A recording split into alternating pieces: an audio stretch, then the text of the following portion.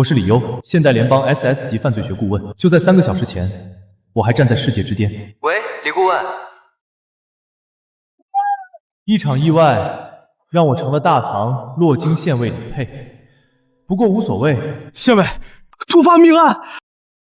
只要有命案的地方，就是我的主场。县尉，死者身份已确认，是户部主簿江汪。他家中女婢在今早发现的尸体。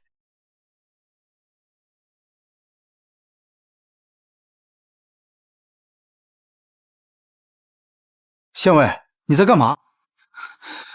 没什么。装模作样，谁不知道他是靠关系当上的县尉？真以为自己会破案呢？身体口鼻无余温，非1个时辰内断气，关节尚且灵活，断气时间也不会长。如今6月，小暑虽未至，天气却渐热，尸体未见议论，断气不超过6个时辰，推断在子时左右。口中有茶叶，死前当在饮茶。屋内摆列整齐，未见都很近。啊，怎么回事？县尉，你真会啊！你这叫什么话？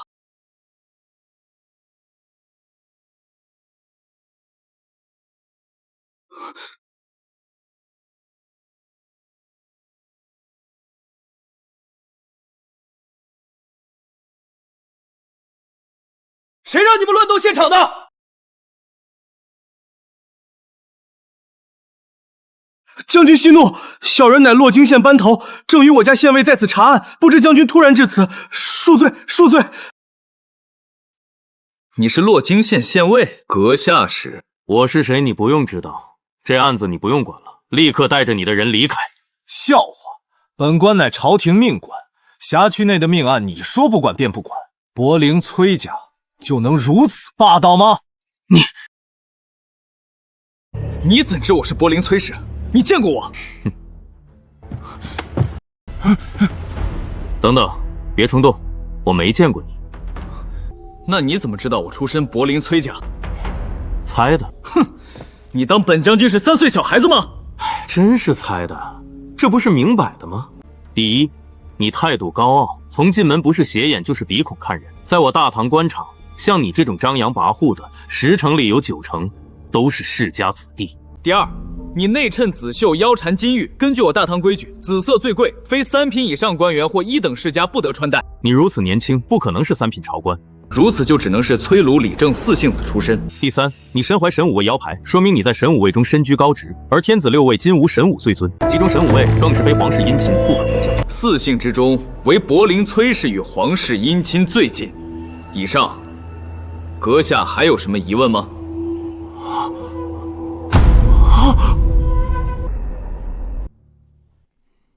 在下柏林崔氏，神武卫左中都尉崔之明，不知阁下是？在下洛京县县尉李佩。李县尉，适才是我莽撞，不过此案已交由我神武卫负责，你们还是请回吧。既如此，可有京畿府文书？明日我让京畿府补于你。这么说，今日没有了？李县尉这是何意？很简单，既然没有文书，洛京内的命案，本官如何能不管？不过你们神武类权势滔天，我也不敢管。不如这样，你查你的，我查我的，咱们互不干扰，如何？哼，随便你。不过我警告，别干扰我们。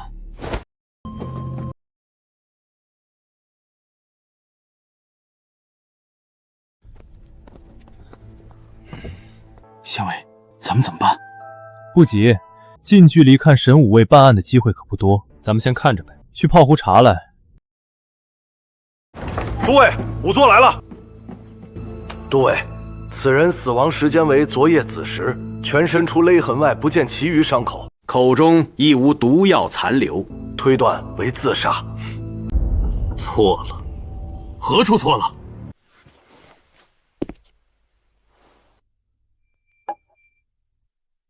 不是自杀，是他杀。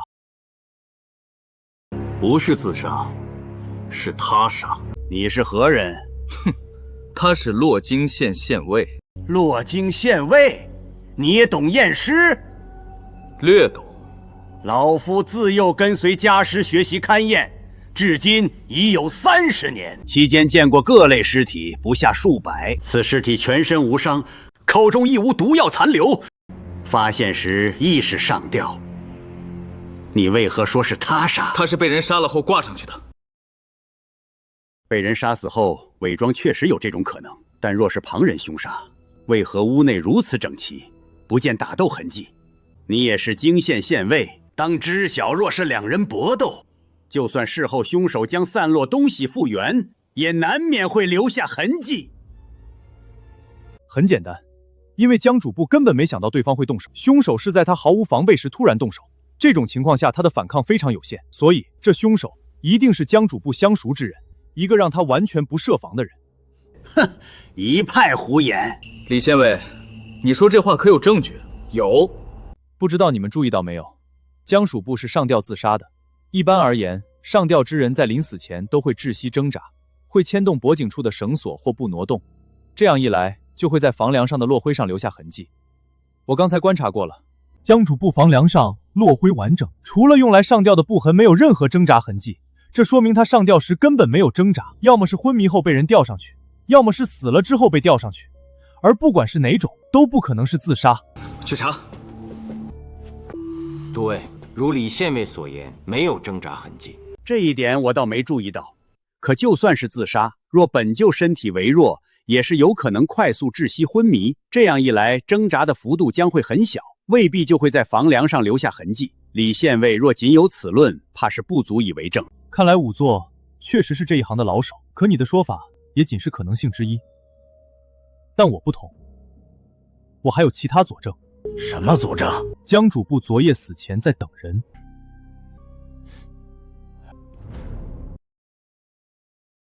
一张茶桌又能证明什么？洛京的达官贵人们惯爱饮茶，茶桌仅一茶杯，正说明江主簿独饮。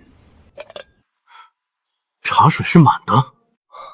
崔都尉终于发现了吗？我来时就检查过了，那是一壶新茶，且茶水是满的。你刚刚尸检，该看到江主簿口中残留茶叶，这说明在此之前他已经喝过一壶茶，而这壶新茶却是他新煮的，且一杯未动。这说明什么？他在等人。这虽是证据，却也只是佐证，还需其他证据。要铁证是吗？好，我今天便给你上一课。自缢之人，眼闭而唇开，一喉上舌抵齿，一喉下舌多出，且手多握拳。但你看江主簿，他哪一点符合了？他竟真是被人所杀！我入仵作30年，竟看走了眼。来人，把江府所有人叫出来问话。你就是最先发现江主簿尸体的婢女。是，奴婢今早去喊老爷用膳，到门前却发现房门紧锁，根本打不开，呼唤老爷也无人应射。我察觉不对，连忙去找裴管家，一同拿了钥匙才开了门，然后便见到老爷。老爷，你是说你今早去的时候房门是锁着的？是。管家何在？我在。昨夜可有人来拜会你家老爷？平日里可有人与他结仇？交往最密者都有何人？没有。昨夜老爷早早便将我等遣退，一夜安静，未见响动。至于仇人，老爷在户部任职以来，向来与人为善，不曾听过有结怨之人。往最密者则有几人，分别乃吏部的田元王、户部的赵主事以及神策军的刘将军。崔都尉，我就此回县衙，咱们后会有期了。李县尉今日白跑一趟也算辛劳，早点回去休息也好。至于这案子，就不劳你们洛京县费心了。那可不见得，要不咱们打个赌如何？赌什么？就赌不出3天，你会为这案子登门求我。3天？笑话！你虽有些小智，却也只是人前显摆的假会。我神武卫人才济济，破案只在眼前，岂用求你？希望到时候崔兄的行为能像你嘴一样硬。咱们闲话莫说，崔兄若输了，只需日后需要时帮我办一件事即可。好，你若是输了，我也要你替我办件事，公平吧？崔兄爽快，告辞。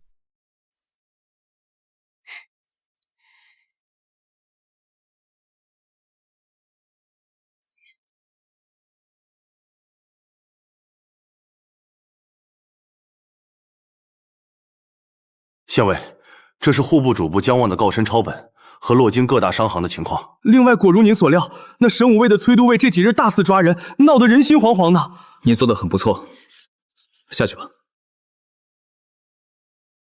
县尉，小的有个疑问，不知当讲不当讲。你想问什么？县尉，那日那姓崔的既然那么霸道，信誓旦旦的说这案子不用我们管，你又何必再惹麻烦？俗话说多一事不如少一事，更何况是这种朝廷命官的案子，真要落在咱们洛京县，大小也是个麻烦，不是？想不到你一个班头能够这种见识。不过我问你，崔直明说这案子不用我们管，这3天内可有京畿府的公文下来？可他是神武卫，乃天子禁军。哼，那又如何？神武卫能特事特办，咱们能吗？没有移交的文书，洛京的命案都归咱们管，按规矩来总不会错的。且等着吧，一个户部主簿在家中被伪造成自杀，这案子不简单，一个不好，不知道要摘多少乌纱帽，掉多少脑袋呢。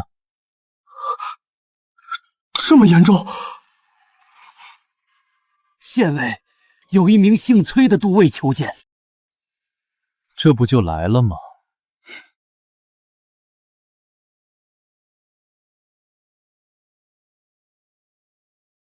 崔兄，又见面了。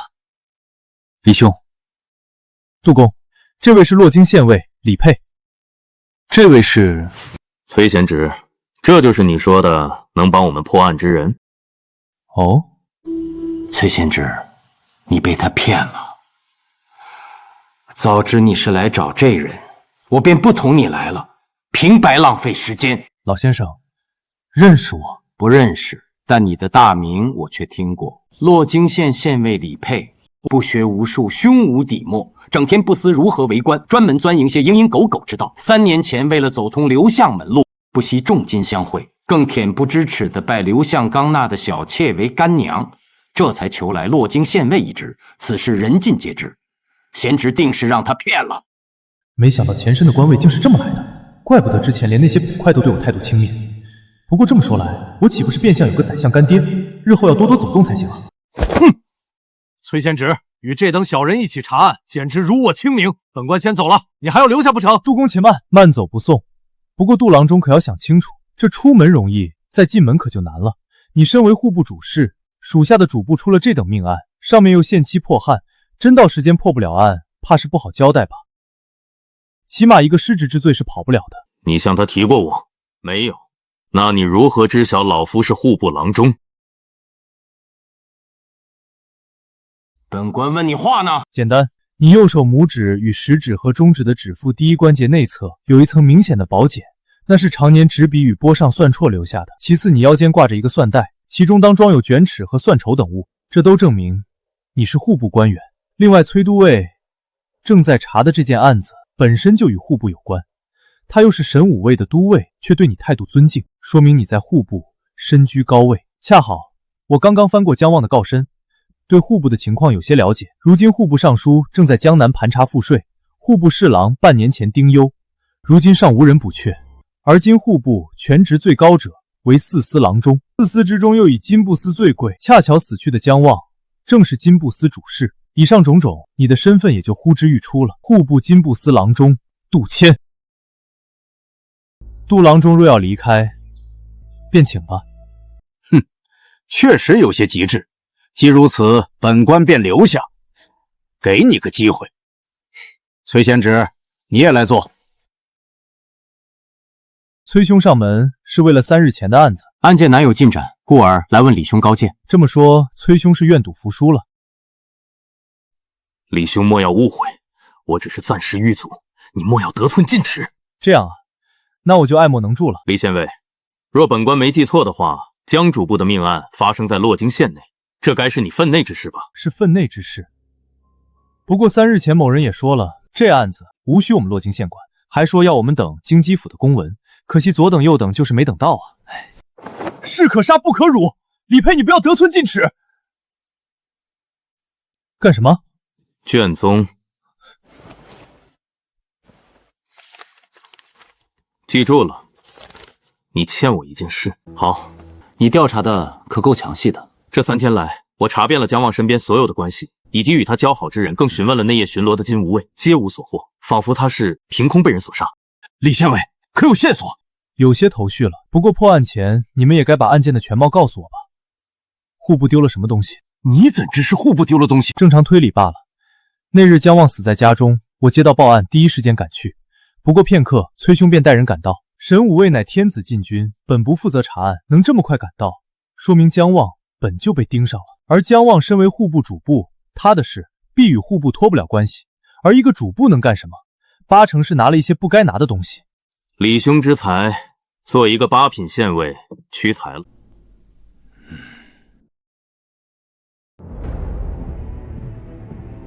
这是之前的卷宗，并不复杂。日前有番邦进贡了一件异宝，名画琉璃药王佛，传闻此宝乃千年太岁得道，修成了佛身，似玉非玉，有生死人肉白骨之效。恰逢如今圣人病重，得此异宝，欣喜不已。殊知刚刚送入户部，第2日便不翼而飞。天后震怒，下令我等5日内彻查此案。如今已过3日。你说圣人病重？不错，这有何问题吗？圣人自2年前身体便不好，一直在宫内静养，这点朝内皆知。抱歉，此案我洛京县爱莫能助。来人，送客。2位上官请。怎么回事？刚才不还好好的？李兄，你是不是发现了什么？你是忌惮凶手身份？你放心，我以柏林崔氏之名担保，只要你说出来，我定保你无事。2位上官莫让小人难做。李兄，你已经卷进这案子，此时想退，恐怕由不得你。此乃经济府公文，乃是命洛京县县委配合调查此案。李兄，是否要看一眼？果然是经济府要我配合的公文，这案子是天后亲自献期，这么一来岂不是？没错，李兄，你现在也是奉旨查案了，5日期限还有2日，若2日之内还既拿不到真凶，我等皆要下狱。你该知道天后的手段。崔之明，你可害苦了我。这还要多亏了李兄那日的提醒，不然我还想不到去京畿府讨这份符帖。好了，我们现在是绑在一根绳上的蚂蚱，你若有什么线索，尽早说。这种时候还有什么好说的？王胜，在，召集人手，准备抓人。是。李兄，你莫非已经知道凶手是谁了？暂时还不知道，但谁规定找东西就一定要知道真凶的？什么意思？崔兄，你这3天来调查的不可谓不详细，把最近和江主簿有过接触的人全部调查了一遍，可这并不是查案的重点。什么意思？你有没有想过，就算你真的抓住了真凶，就能找到丢失的宝物？李县委，有什么话但请直说。天后下令让你们寻找丢失的贡品，如今最大嫌疑人江望遇害，凶手悬而未决。假设贡品落在杀害江望之人手中，他们下最着急的是什么？把这件贡品出手。不错，宝物虽好，也要有命享用才行。而在洛京这种地方，敢接手这等违禁品的地方可不算多啊。你是说千宝阁？正是千宝阁。这是我这3日收集的洛京各大商行的信息，其中千宝阁背景最硬，胆子也最大，什么货都敢卖，什么货也都敢收。明面上的老板名唤沈千豪，常出入各大王公贵族宅邸。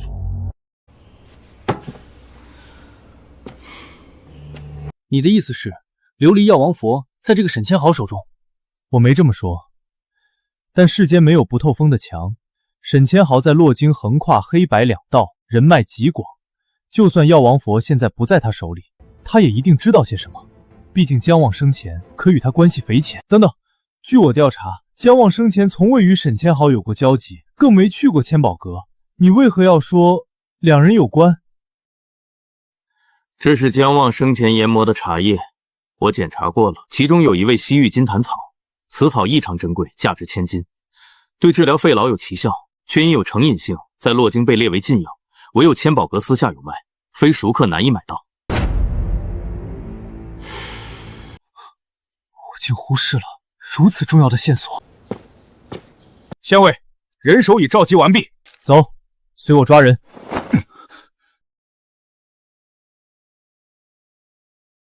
几位官爷，我家主人午后一直有在屋内看书的习惯。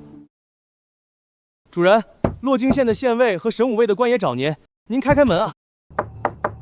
怎么回事？往日主人看书从不锁门的。不对，崔志明。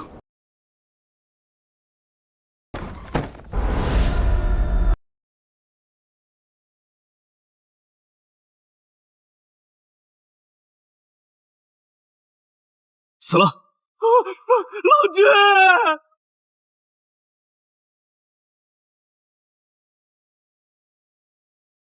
体表温热，瞳孔尚未涣散，死亡在半个时辰内。死者伤口狭长，由心肺直贯肩膀，切面极其光整，一刀毙命。下刀的是个老手。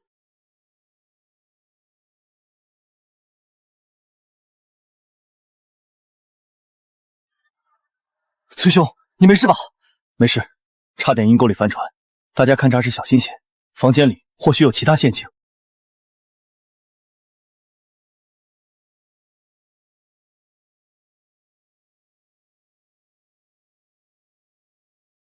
这好像是我户部开出的飞钱，是用来异地取钱所用，怎么会被他牢牢抓在手中？哦，暂时看不出什么，先找其他线索。这伤口好深，凶手好大的力气啊！杜郎中也懂仵作之道？这倒是不懂，只是这下刀的地方好奇怪啊，好似在哪儿见过。我想起来了，我早年曾去过西河，那里常年与西戎作战，这种自下往上的斜撩，分明是马上劈砍的发力习惯。我大唐只有西河军才会有这种习惯。洛京城内可有西军？我大唐只有西河军才会有这种习惯。洛京城内可有西军？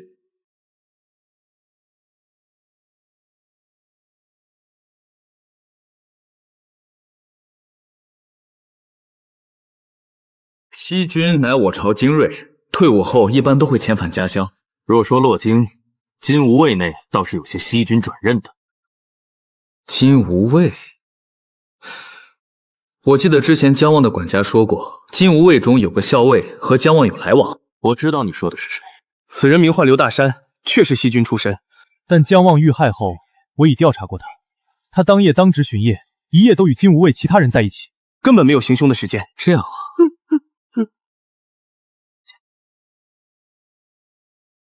先别哭了，我问你，今天都有谁来找过你家主人？或者你家主人最近有什么反常的地方？好好想想，告诉我。我家主人历来谨慎，从不单独与人相见，就算要见，也会告诉我们来者身份。今日午时，他也一直在房间内读书，未见有人前来找他。对了，我想起来了，主人今早好像说过，晚上与人有约，要去见什么人？见谁？快说！这小人不知，主人没有告诉我。崔兄，你吓到他了？你还能想起什么？就这些，真没了。你去召集家中所有人，我要一一问话。好。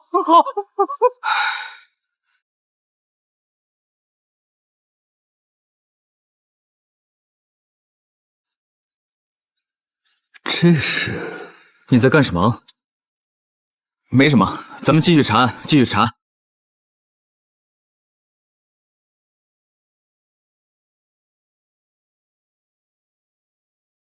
该死，好不容易找到的线索又断了。是吗？这可不好说。哦，李县尉莫非有什么新发现？确实有些新想法，不过还需验证，现在还不好说。这不是崔都尉吗？可真巧啊！刘校尉确实是巧。不知你们在这里做什么？最近洛京不太平，大将军便让我等多多巡逻。不知崔都尉这事与你们金吾卫无关。魏将，不可对崔都尉无礼。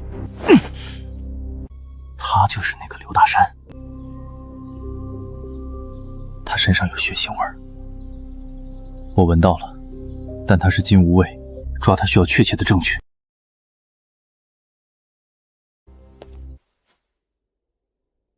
在下洛京县尉李佩，见过刘校尉。李县尉，在下听闻刘校尉与户部主簿姜望有旧。李县尉，这是什么意思？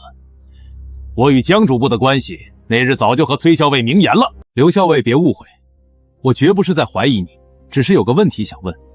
依刘校尉对姜主簿的了解，你认为是谁杀了他？什么？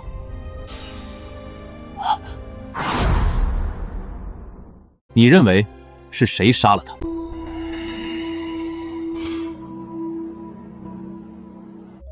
我是个粗人，不懂破案。李县尉的问题我不知道。这样啊，多谢刘校尉解惑。既然无事了，李县尉、崔都尉，我等还要巡视，便先告辞了。李兄，你这是天色不早了，我也先回县衙了。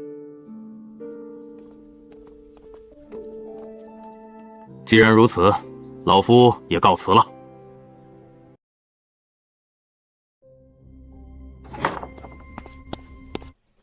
王军，门外有一名自称李佩的人求见。李佩，这个时辰，让他进来。李兄，这个时候上门意欲何为？月黑风高夜，正是破案的好时候。崔兄不觉得吗？我就知道，你定是白天有所发现。姜望的身体还在神武卫吗？你想干什么？有些事要先确定下。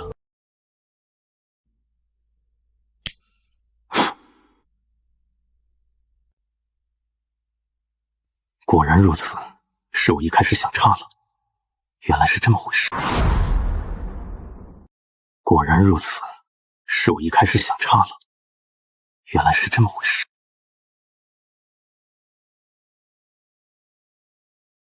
你到底知道什么了？崔兄莫急，等案子破了的时候，你自然就会知道了。时间紧急，我们得去下个地方了。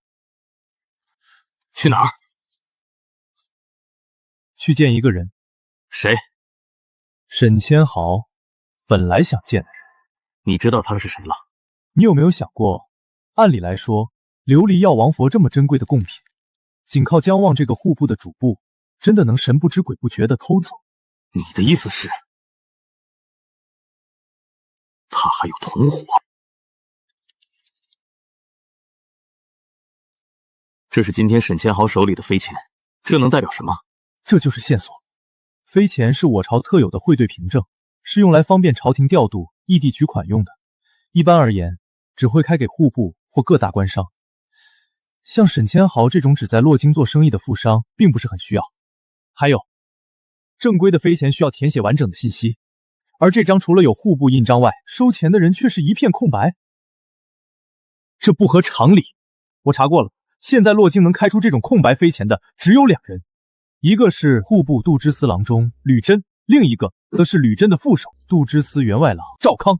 吕真已年过60，近半年来身体抱恙，并不怎么去户部，所以唯一能开出这种空白飞钱的只有赵康。这也是沈千豪想告诉我们的信息。可以想象，他今天午后面对突然闯入的凶手，必定惊恐。在极短时间内，他只来得及将这张飞钱牢牢地攥在手里，就是为了告诉我们，赵康就是他晚上约见的人。对了，我还查到一个有意思的事，赵康和死去的姜望是15年前的同科进士。赵康和死去的姜望是15年前的同科进士。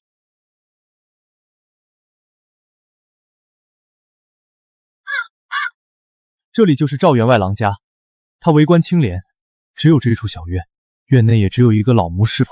咱们不要声张，翻墙进去。等等，既然已查到线索，为何还要偷偷行动？我直接派人围了此宅，提审赵康即可。提审？我说崔都尉，你是在神武卫呆傻了吗？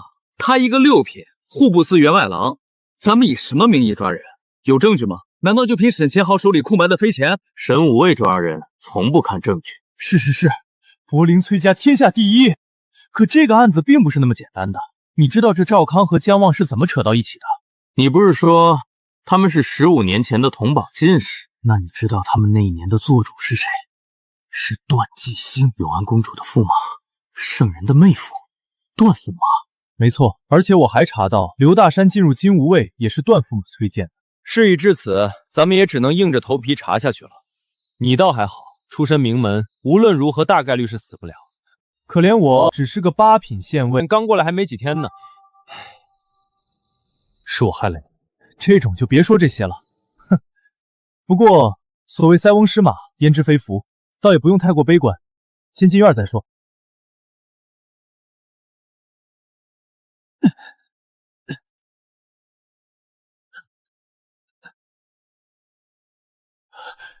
崔兄莫走，快来帮帮我！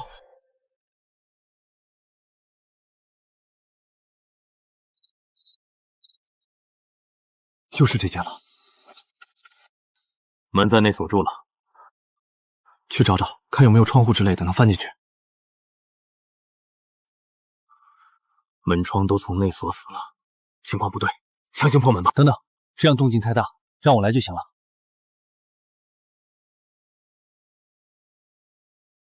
你还会开锁？略懂略懂。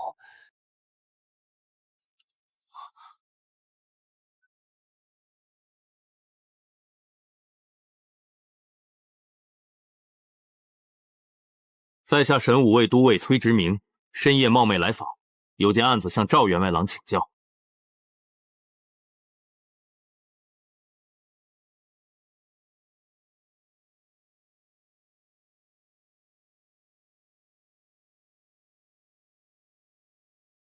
体温尚未下降，伤口渗血很新，刚死不久。不对，怎么了？崔兄，你有没有想过，如果赵员外郎刚死，而我们进入时这屋子又是全封闭的，凶手是何时离开的呢？你是说凶手还在屋里？屋里能藏人的地方不多，一个个找。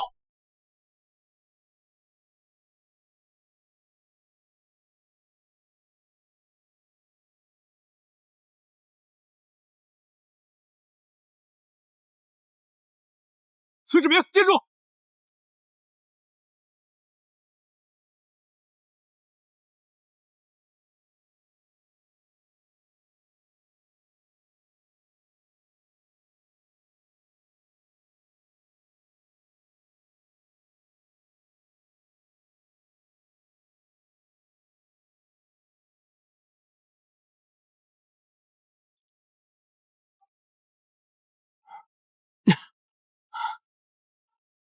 追丢了。他身法很快，对附近也很熟悉，招式大开大合，明显是军武出身。算了，先回去再说吧。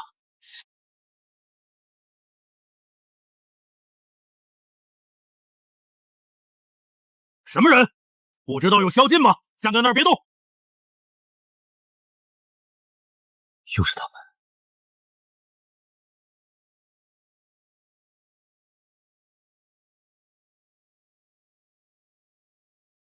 什么人？不知道有宵禁吗？站在那儿别动！又是他。李县尉、崔都尉，怎么是你们？刘校尉，又见面了，咱们还真是有缘啊！深夜查案，追踪贼人至此。查案？贼人？你们有谁见到贼人了吗？没有。我二人确实是在追捕贼人。抱歉了，我等巡夜并未见到所谓的贼人，反倒是二位身为朝廷命官，知法犯法，触犯宵禁，还请随我走一趟吧。放肆！我乃神武卫都尉，奉旨查案，你们金吾卫无权拿我。反倒是你，刘校尉，你就没什么想说的？崔都尉什么意思？什么意思？刘校尉清楚。白天千宝阁的沈千豪死于家中，刘校尉刚好带队巡视。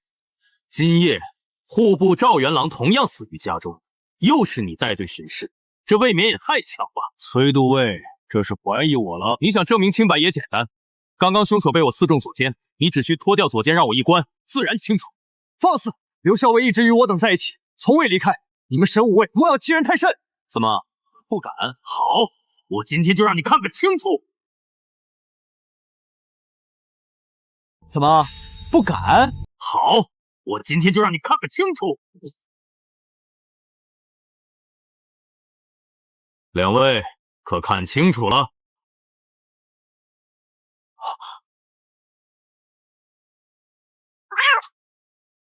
既然看清了，那就请两位随我走一趟吧。且慢！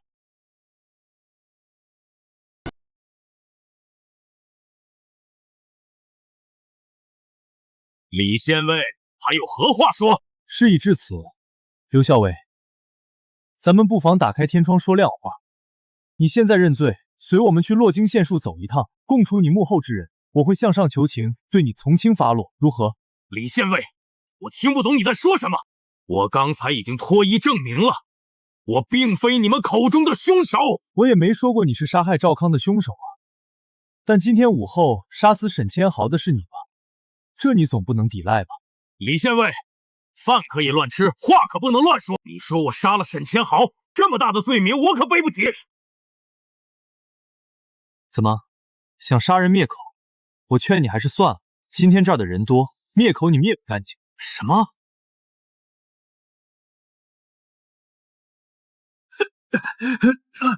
县尉，我等依你的吩咐，早早埋伏在周围，果然抓住这名贼人。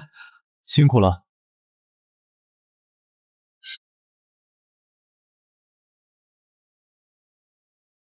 刘校尉，我若没记错，这位是今天跟着你的直系人吧？好像叫什么魏江是？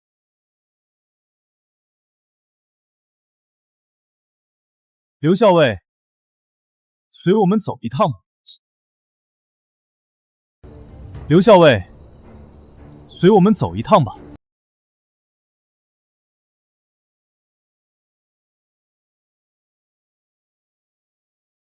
堂下可是金吾卫执戟郎魏江？你眼瞎吗？自己看不见？笑啊？怎么不笑了？天子禁军金吾卫是吧？以为这种身份就能保得了你们？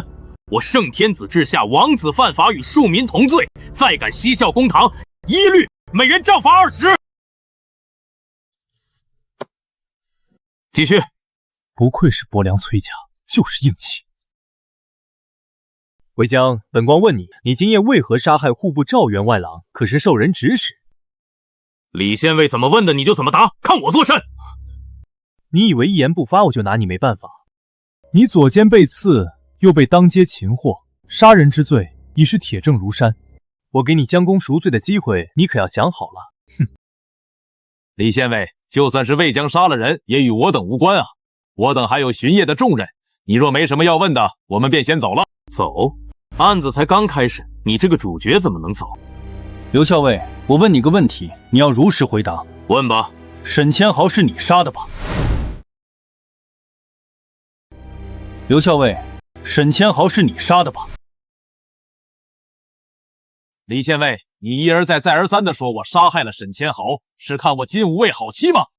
我今日午时就告诉过你，最近不太平，大将军让我们加强巡视。今日我自清晨开始便率兄弟们巡逻，一天都在一起，哪有时间去行凶？没错，刘校尉今日都与我等在一起。是啊，刘校尉根本没有时间去杀人。你这狗县尉不想干了，欺负人欺负到我们金吾卫头上了。本官堂堂洛京县尉，自然不会冤枉一个好人，也不会放过一个坏人。刘校尉，你说你一天都和金吾卫的其他人在一起，我看不见的吧？据我所知，金吾卫白日巡城，午时可是有半个时辰的休满时间，这刚好与沈千劳被杀的时间对上。而且我们在沈府门外与你相遇时，你身上有明显的血腥味，这又如何解释？断驸马到！驸马，不知刘校尉所犯何事，值得两位深夜劳师动众？在下神武卫都尉柏陵、崔直明见过段驸马。洛京县尉李佩见过段驸马。伯良崔氏。在下神武卫都尉柏陵、崔直明见过段驸马。崔都尉，你们神武卫好大的官威呀！查案都查到我们金吾卫头上了。段驸马，我们一律查案，并非针对金吾卫。他所犯何事？今日午时，千宝阁老板沈千豪死于家中，刘校尉有重大嫌疑。可有证据？这还在审。那就是没有了。刘校尉乃是我金吾卫正六品的武将，依大唐律，除非证据确凿，否则无论是洛京县还是神武卫，皆无权拿人。刘校尉，跟我走。慢着！段驸马刚刚提到唐律，可依唐律，所有发生在洛京县的案件，我这县役皆有缉拿刑断之权。即便是金吾卫入我洛京县衙后，也需金吾卫大将军与京畿府之文书才可转交。据我所知，段驸马的职位好像是左金吾卫大都督吧？此官职乃是殊荣，日常并不插手金吾卫之事，怕是无权替任。放肆！本驸马贵为皇亲，又领2品大都督，岂是你一个小小的8品县尹能质疑的？跟我走，我倒要看看谁敢拦！拦住他们！李佩是吗？好，你好得很。李佩是吗？好，你好得很。驸马，他一个小小的县尉，竟敢如此张狂！只要你一声令下，李兄，都到这个时候了，还有什么可犹豫的？明天就到期限了，现在让他把人带走就全完了。不是审案吗？怎么还堵着门？段驸马，你竟也在？杜郎中，你怎么来了？我户部出了这等案子，尚书与侍郎不在，我自是要多上心。驸马这是……哼！驸马莫要生气，李县尉和崔都尉也是破案心切，不如你卖老夫个面子，双方各退一步。所谓真金不怕火炼，若刘校尉真是被冤枉的，也正好趁机还他清白，不是？你好，我就给杜郎中这个面子。但我的耐心也有限，1个时辰，若1个时辰审不出结果，就休怪我翻脸。哼！驸马，我怕什么？有我在，莫非还有谁敢冤枉你不成？李县尉，开始审吧。刘校尉，我认罪，我认罪！赵康和沈千豪都是我杀的。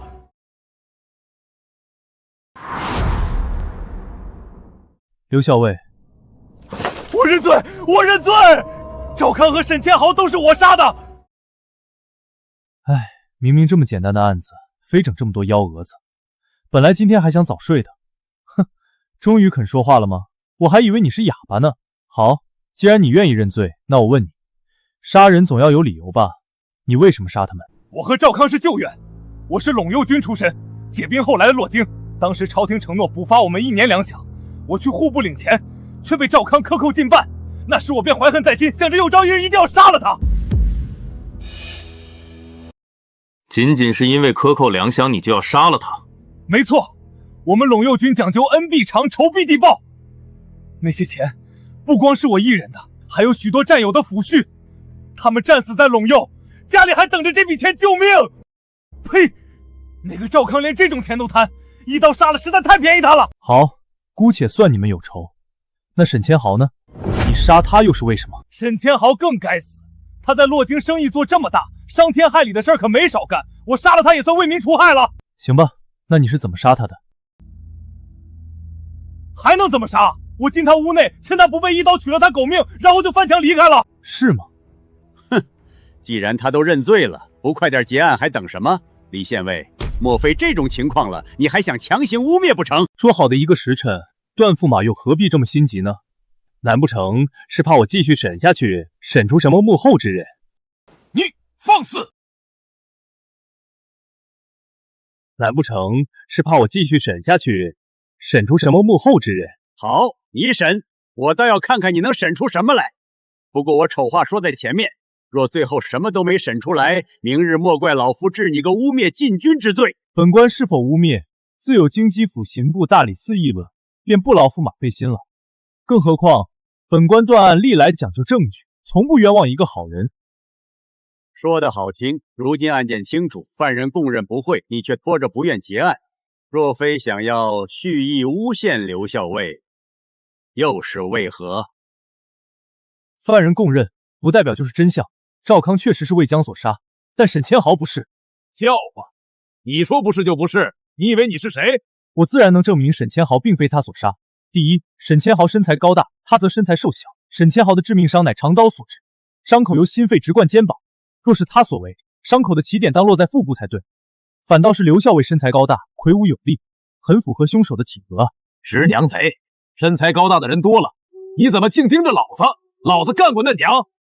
第二，白天我辞别崔都尉和杜郎中后，托人去查过兵档，查过刘校尉以及刘校尉直属金吾卫直戟郎的兵档。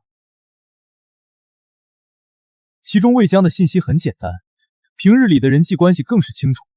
没有任何与沈千豪相交集的地方。而沈千豪是身前中刀，这就说明他在临死前一定是正面对着凶手。如果是这样，试问他在不认识魏江的情况下，突然发现房间里有个陌生人闯入，会作何反应？会大喊大叫。没错，可白天的时候，我询问过沈家的仆人，他却说未听见书房内有任何响声，这又说明什么？哼，杀沈千豪的是他的熟人，趁着沈千豪不备，突然拔刀将他杀了，导致他连喊叫都没发出。我今天查兵档的时候，特别着重看了刘校尉的档，发现了一个有意思的你和沈千豪还是同乡呢。这又能说明什么？看来你是不到黄河心不死啊。那我就说说第3点，也是沈千豪亲口告诉我的证据。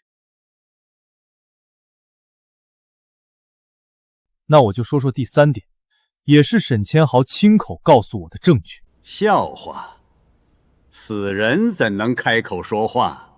死人当然没法说话，可沈千豪不同，他是洛京最大的豪商，更是聪明人。在他死前，他已经把该说的都说了。来人，请刘校尉脱靴，然后用火炙烤他的鞋底。姓李的，你想干什么？当然是给大家看证据了。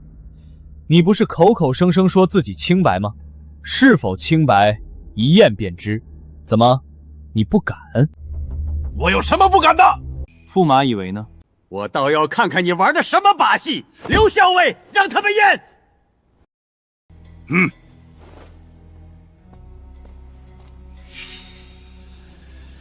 这是什么？为何刘校尉鞋底会有如此灵光？我不知道啊。就算如此，这又能说明什么？驸马莫急，你马上就会知道了。王胜，把你的鞋子脱下一只，也交给他们炙烤。是。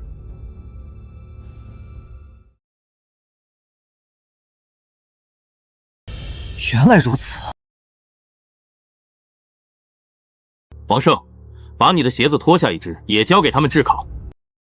李县尉、崔贤侄，这是火鹅粉，是一种西域特殊飞蛾身上的磷粉，用特殊方法炮制后极其眼微，近乎无法察觉，但用火炙烤时会呈现晶莹灵光。原来如此，可为何刘校尉和王班头鞋底会有这种鹅粉？不是他们俩脚下有，而是我、崔都尉、杜郎中和今日所有去过沈千豪书房的人脚下都沾染了这种磷粉。什么？沈千豪是个聪明人，他知道干他这行有多危险，因此养成了谨小慎微的性格，就连在自己房间的窗户上都留下了机关陷阱。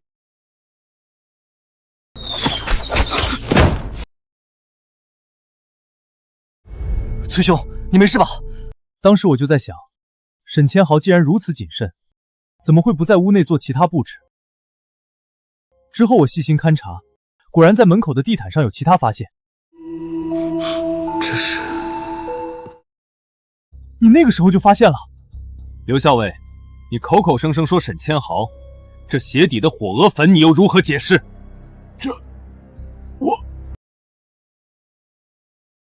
这鞋底的火鹅粉你又如何解释？刘校尉，那晚江主簿在家等的人也是你吧？我查过你们金乌卫的巡逻范围，你所属的队伍负责的是通化门一带，但3日前你却主动换去延兴门附近巡逻，刚好是江主簿家的位置。那是因为负责延兴门的赵校尉临时家中有事儿，是吗？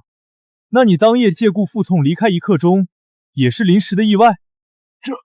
你连这个都知道？若要人不知，除非己莫为。只要方向对，这些线索并不难查。驸马救我！我这一切都是按照您的吩咐做的，救我呀！放肆！事到如今，竟还敢攀咬驸马！来人，将他拿下！李县尉真神探也，不过短短1日就破此大案。待明日老夫定在朝上为你表功。杜郎中，说这话为时过早了。我几时说过这案子刘大山便是真凶？李县尉此话何意？江望与沈千豪多是刘大山所杀，赵康亦是他手下执戟郎杀害，这真凶难道还另有其人？沈千豪确实是刘大山所杀，但我何时说过江主簿也是他杀的？你明明刚才亲口说。杜郎中反应过来了，我是说过江主簿那晚等的人是他，可我却没说过杀害江主簿的也是他。哦，那李县尉认为杀害江望的人会是谁呢？杜郎中又何必明知故问呢？你才是杀害在江主簿的真凶！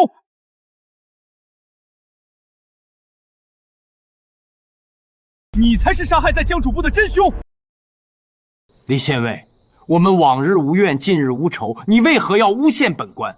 难道你忘了，今日我为了破案，与你和崔贤侄一同奔波，却在案件中知无不言。若如你所言，我才是凶手，我为何要如此帮你？很简单，配合我们是假，想将案件导向你想要的方向才是真。一派胡言！段驸马，此子狼心狗肺，之前想攀咬你，如今更是污蔑我。不如你现在下令，让金吾卫将他拿下，待明日你我一起上奏，治他个诬告上官之罪。我看谁敢！杜郎中，稍安勿躁，我倒是想听听李县尉的说辞。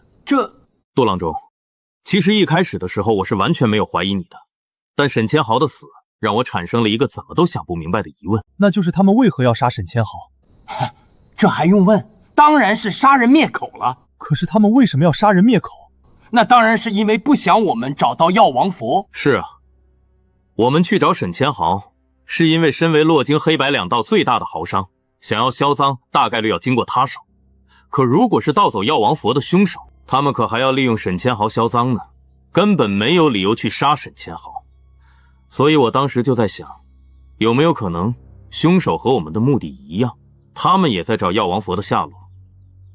你说对吧，段驸马？有点意思，继续。你说对吧，段驸马？有点意思，继续。而当我意识到凶手很可能并没有得到药王佛后，我之前的许多疑惑便豁然开朗。相应的，杜郎中你的一些行为在我眼中就变得刻意了起来。第一点，你对案子表现得太过上心了。哼，我身为户部郎中，死的又是户部主簿，难道不该上心吗？当然该，可你表现得太上心就有问题了。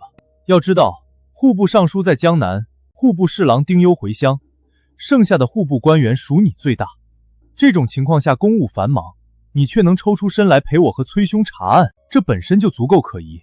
当然，你也能解释说你是此案陪审，怕破不了案被牵连，可这并没有说服力。你这个陪审只是因为死的是你下属，你有辅助调查的职责，实际上就算破不了案，8成也牵扯不到你身上，倒霉的只会是崔直明和我。第二，你在沈千豪的案发现场的表演痕迹太重，一眼认出飞瓢，还能说你是户部官员的原因，可能直接通过伤口推断出凶手出身西军，这未免太过刻意，简直就是在引导着我们怀疑金一卫。竟是些牵强附会之言，你可有实质性的证据？这正是我要说的第三点。当意识到有可能凶手不是一拨人后，我对江望的死重新产生了怀疑。所以刚入夜那会，我和崔直明一起对江望重新进行了验尸。这一次，我发现江望的皮肤呈现青紫，指尖发黑，眼眸充血，这是典型中毒而死的特征。只是因为第一次尸检时才刚死不久，这些特征不明显，加上我又被他在等人的信息误导，这场没有往毒杀的方面去想。笑话！之前赌座验尸，明明说过江望口中无毒，到底这里又成了被毒杀，简直是胡言乱语。是吗？杜郎中，这茶叶你该认识吧？我下午去户部打听过了，这一包茶叶是你送给江主报的。我下午去户部打听过了，这一包茶叶是你送给江主部有的。是我送的又如何？难道这茶有毒？理论上来说，这茶无毒，但这茶里比普通的茶里多了一味药材——云母粉。云母粉有什么问题吗？《神农本草经》有言，云母粉为养生上品，服之可轻身延年、安神补血，是1等1的良药。正常来说是这样，可你这包药里的云母粉不同，你的这包并非是纯净的白云母，而是特意取了战黄石、沉沙以及毒散混合而成，非医术高超的大夫难以分辨。而常年喝这种茶，体内会慢慢积攒毒素，一旦过量服用葡萄酒、乌梅汤、姜水等酸性饮品，数个时辰后，便会毒发身亡。杜郎中，听闻3日前放工后，你请他去胡姬酒肆大肆宴饮了一番。恰巧我这里有一张3日前胡姬酒肆你们点单的菜谱，其中光葡萄酒你们就要了2斤。杜郎中，你还有什么要说的？真是后生可畏啊！我承认，姜望是我杀的，琉璃药王佛也是我拿的。杜郎中，竟真是你！姜望是我杀的，老夫自认布置的天衣无缝，竟栽在你这小小的县尉手里。杜郎中，我不明白，你前途广大，为何还要窃取此宝，自毁前程？这点还是让我来解释吧。琉璃药王佛乃是番邦进贡的异宝，号称日夜供奉，能延前益寿，百病尽消。而恰巧杜郎珠是个大孝子，果真给驸马添麻烦了。老母病重，不得已而为之。王胜，今夜先请杜郎中暂住县牢，待明日移交神武卫。刘大山与魏江同样。诺。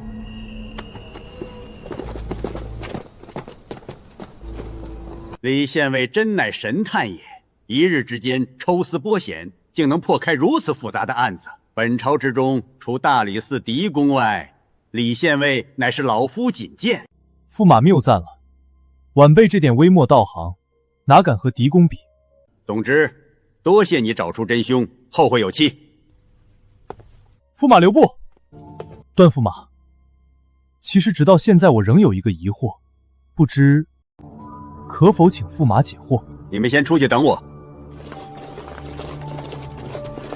你问吧。你问吧。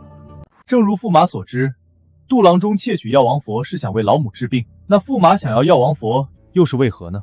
据我所知，驸马身边好像无人为重病吧？李县尉，有些事儿知道的太多，不见得是好事。驸马莫怪，我这人就是好奇心重了点儿。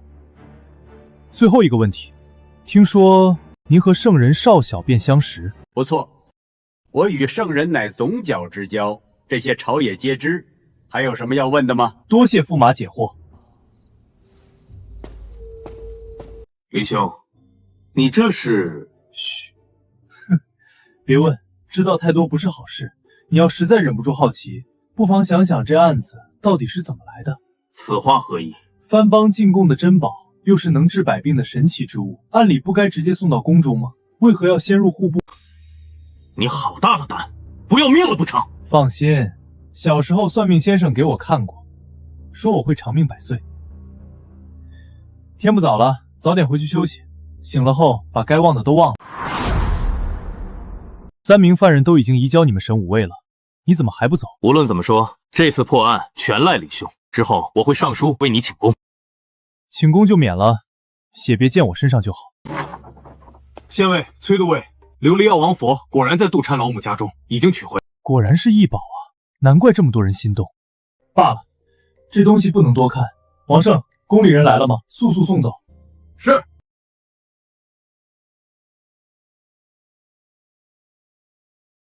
天后，药王佛找到了。哦，崔直明倒是能干，这限期还没到，他就把东西找回来了。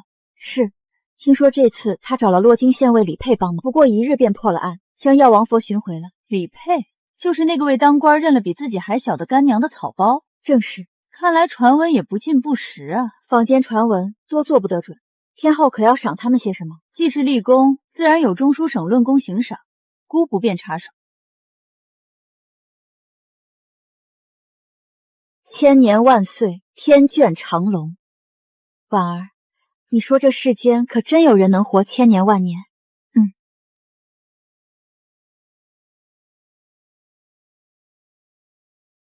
天后，什么声音？陛下，是臣妾不小心打碎了一个花瓶。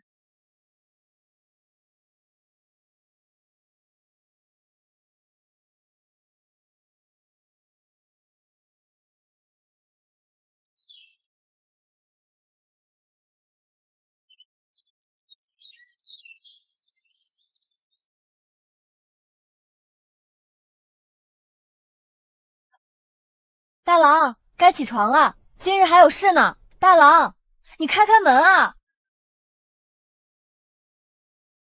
青兰，怎么了？我来叫大郎起床，可房间内毫无动静。奇怪，平日大郎从未赖过床的。不对，带上去。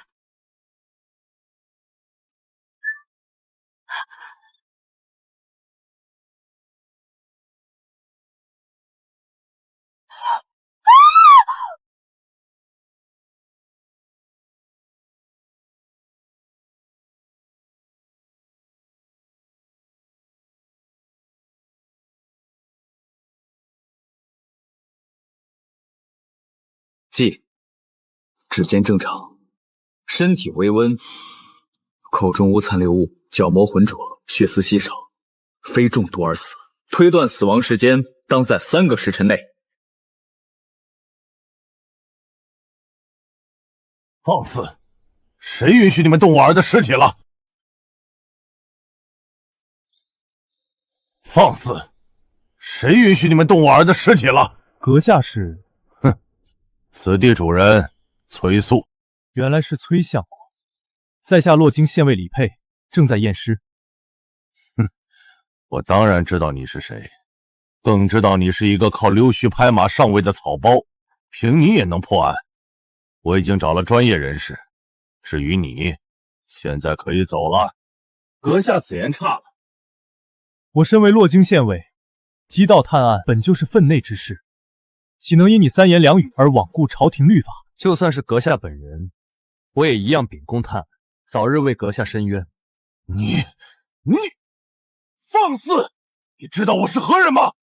竟敢对我如此说话！不管你是谁，人命关天，洛京县内的命案皆归我管。好，一个小小的县尉竟敢如此嚣张，你好得很，好得很啊！阁下还有事吗？若没事，就不要在这里耽搁我们查案了，请出去。放肆！这里是老夫府邸，几时轮到你耀武扬威了？来人，把他们给我打出去！啊！你们才放肆，无故妨碍公务，威胁朝廷命官，想造反不成？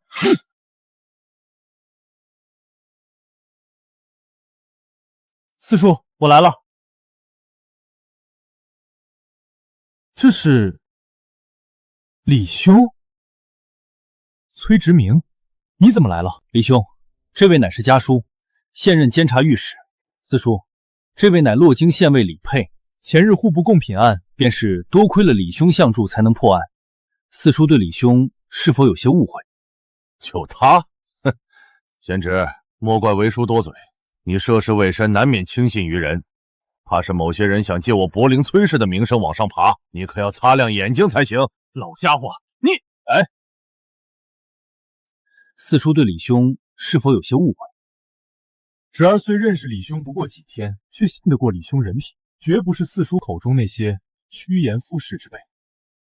四叔，此次唤我前来何事？哎，你自己看吧。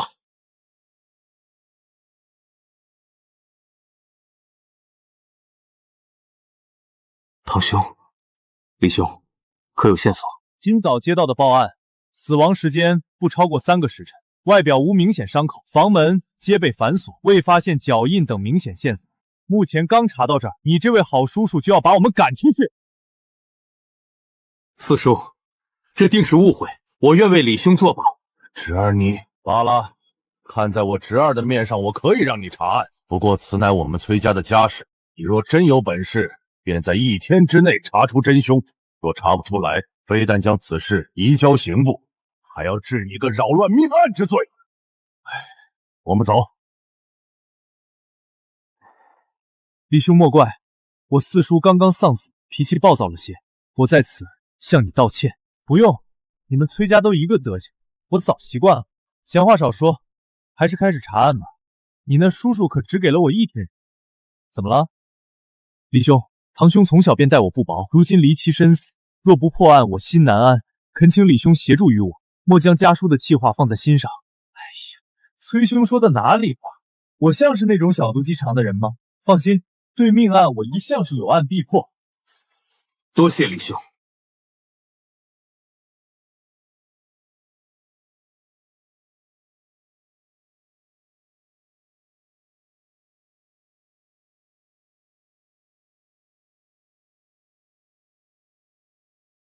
这花是谁放在屋里的？回县尉的话，是小人搬入屋中的。你是？小人乃是府中花匠。既是花匠，当知道这是什么花吧？知道，此乃曼陀罗。什么？当知道这是什么花吧？知道，此乃曼陀罗。什么？曼陀罗乃西域毒草，花虽美，香气中却蕴含毒性，能使人致幻。洛经明文只可种于花园，不可盆栽于屋内，究竟是何居心？小人冤枉啊！这花小人也不愿搬到屋中，可大郎自3个月前便精神不振，每每失眠，只有闻了曼陀罗花的香气才能平稳入睡，小人也没办法。崔兄，他说的不错，曼陀罗虽是毒花，却毒性不强，若仅是花香，只会有少许麻痹神经的作用，远无法致死。也是因此，此花才被允许栽种。而且我已经初步验过尸，他并非死于中毒。你刚才说崔大郎是从3个月前开始精神不振的，为何是3个月前？当时发生了何事？崔兄，你知道原因？知道一些。家书有4个孩子，3子1女，死者乃是我最大的堂兄，名为崔景。1年前中了进士，一直在后官等缺。柏林崔氏也要侯官？这个嘛，一来我堂兄年纪尚轻，并不迫切；二来这1年虽然官位有缺，但要么是偏远州县，要么是闲散清职。我堂兄又想留京。明白了，没看上。你继续。除了崔景外，我另外2名堂兄弟皆在长安求学，而我那位堂妹则是家叔唯一的女儿，平日里颇受宠爱。只是3个月前，不知为何突然得了癔症，发起疯来，然后她便自杀了。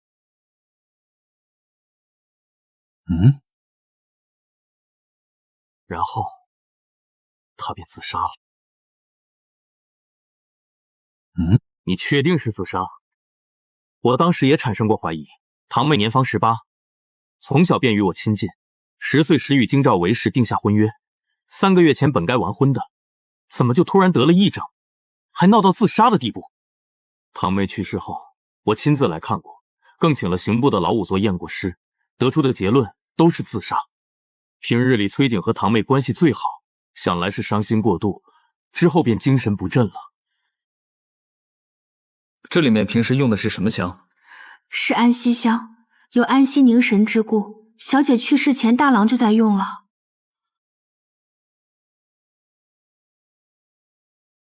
今天就是你最先发现的现场，再给我说说当时的情况，不要漏掉任何细节。是，我平日里负责大郎的起居，往常大郎都是辰时初便起，今日我照惯例来喊大郎起床，房间内却毫无回应。之后薛岩便赶来了。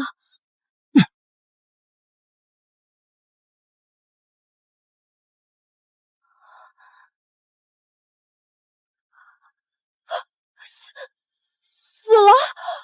你在这里不要动，我去叫人。这么说来，是你们2个一起发现的尸体？是。你一个花匠，大早上来这里做什么？是你们2个一起发现的尸体？是。你一个花匠，大早上来这里做什么？是老爷最近身体不适，请了大夫来看，开了药方，要用牡丹的朝露做药引。府中唯有大郎院中牡丹最盛，我是来取朝露，刚好见到青兰姑娘在敲门。你确定进屋时门窗都是从内部锁死的？我确定，因为薛岩和我敲了很久的门，撞开门后，薛岩去喊人，我就在房间一直没动过。后来你们赶来，屋内一切都是保持原样的。这房间的钥匙都谁有？有2把，都在大郎处。怎么回事？按府里的规矩，原本各个房间都配有2把钥匙，一把给屋子的主人，一把放在管家处备用。只是从3个月前开始，大郎就突然把管家处的钥匙要了回来，睡觉时也一定要门窗紧锁，所以府上没人有他房间的钥匙。县尉，这2把钥匙，一把是在他身上找到的，另一把则收在床头柜里。是这2把？没错。房间勘察的怎么样了？已经全面检查完了，没有密道或暗格，门窗之前也确实是封死的。真是活见鬼了！这么个密封的屋子，人好好的怎么就死了？密室杀人有意思。真是活见鬼了！这么个密封的屋子，人好好的怎么就死了？密室杀人有意思。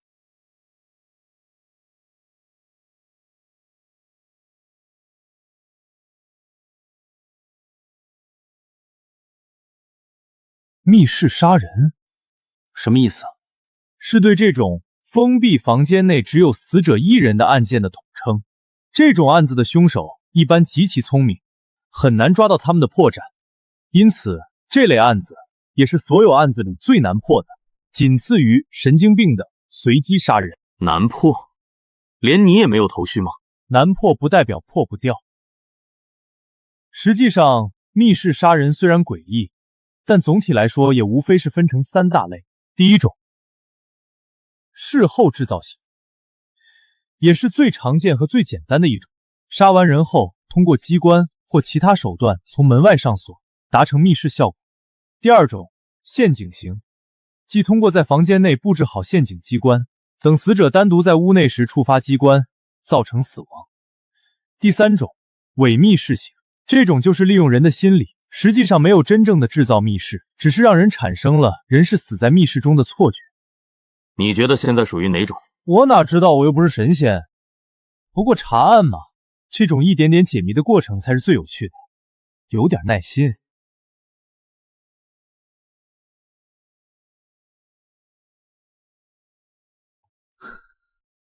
终于被我找到了。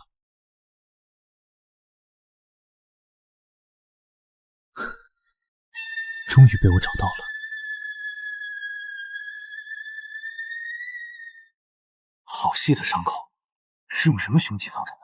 针，很细的针。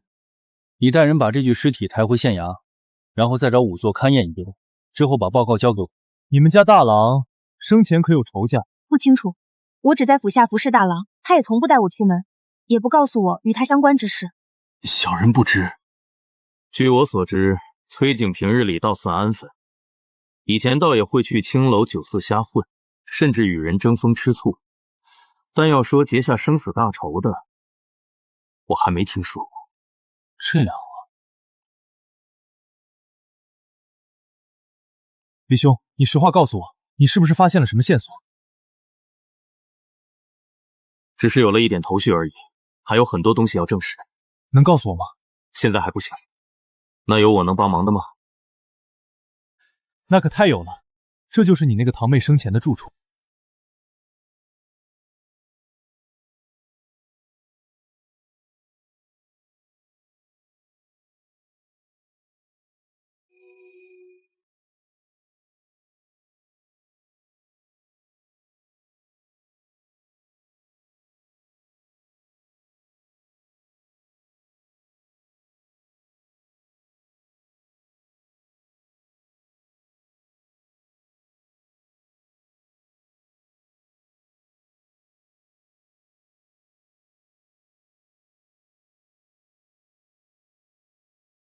你堂妹是犯天条了，疯这么死至于吗？像我们这等家族，未出阁的女子逝去皆为夭折，是不祥之兆。死后不能入祖坟，且要封闭住处，静置3年。封建迷信。李兄，你这是开锁啊？你之前不是见过吗？不是，我以为上次你是为查贡品案，你特意准备。哎呀，干咱们这行，很多时候其实需要另辟蹊径，撬门溜锁、抹黑绑票什么的都免不了，有备无患啊。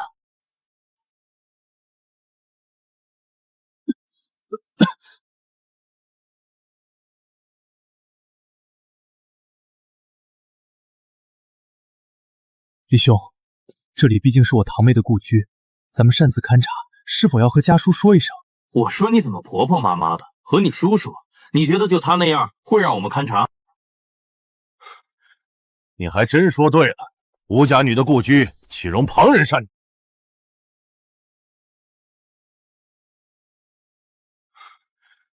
吴家女的故居岂容旁人擅动？四叔，李县尉，这是怎么回事？我虽允许你查案，可这里是我女儿的故居，难道也与此案有关？四叔，你听我解释，李兄并非有意。你住口！我本以为你在神武卫3年能懂分寸，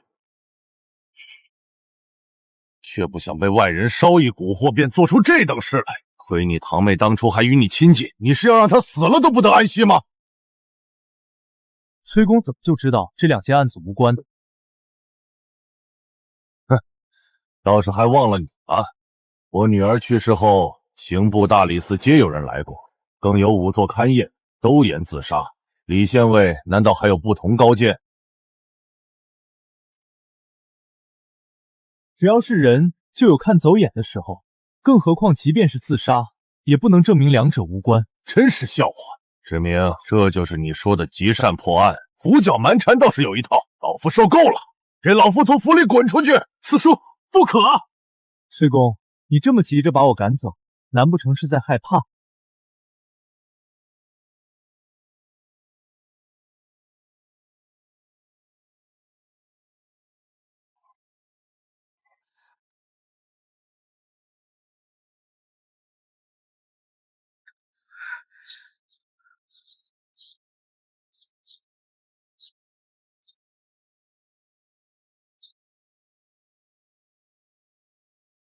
哼，李佩，县尉又如何？老夫有什么好怕的？既然崔公不怕，又为何屡屡阻我破案？我有3大疑点，还请崔公解惑。第一，我之前出质，咱们往日并不认识，只是公事查案，崔公却一见面就对我恶语相向，要将我赶走，这是为。第二，我打听到令公子是从3个月前突然精神不振，甚至要把自己房间的备用钥匙拿回，这体现出他内心极其惶恐与不安。而3个月前恰恰是令千金自杀之时，这时间也未免太巧了吧。第三，面对这么明显的时间联系，崔公却视而不见，反倒是我刚进入令千金的故居，什么都没查，就火急火燎前来赶。崔公，所以你究竟怕我查出什么呢？让我猜猜，我听说你们这种大家族往往都是表面光鲜，内部其实暗杂丑陋，什么脏事都不稀奇。你们崔家该不会也这样吧？老爷，你没事吧？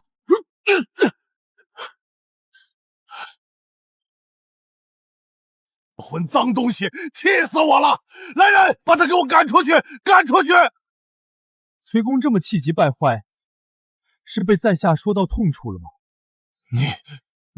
我知道，此时崔公心里一定恨不得将我千刀万剐。这样，我随了崔公之意，你我打个赌如何？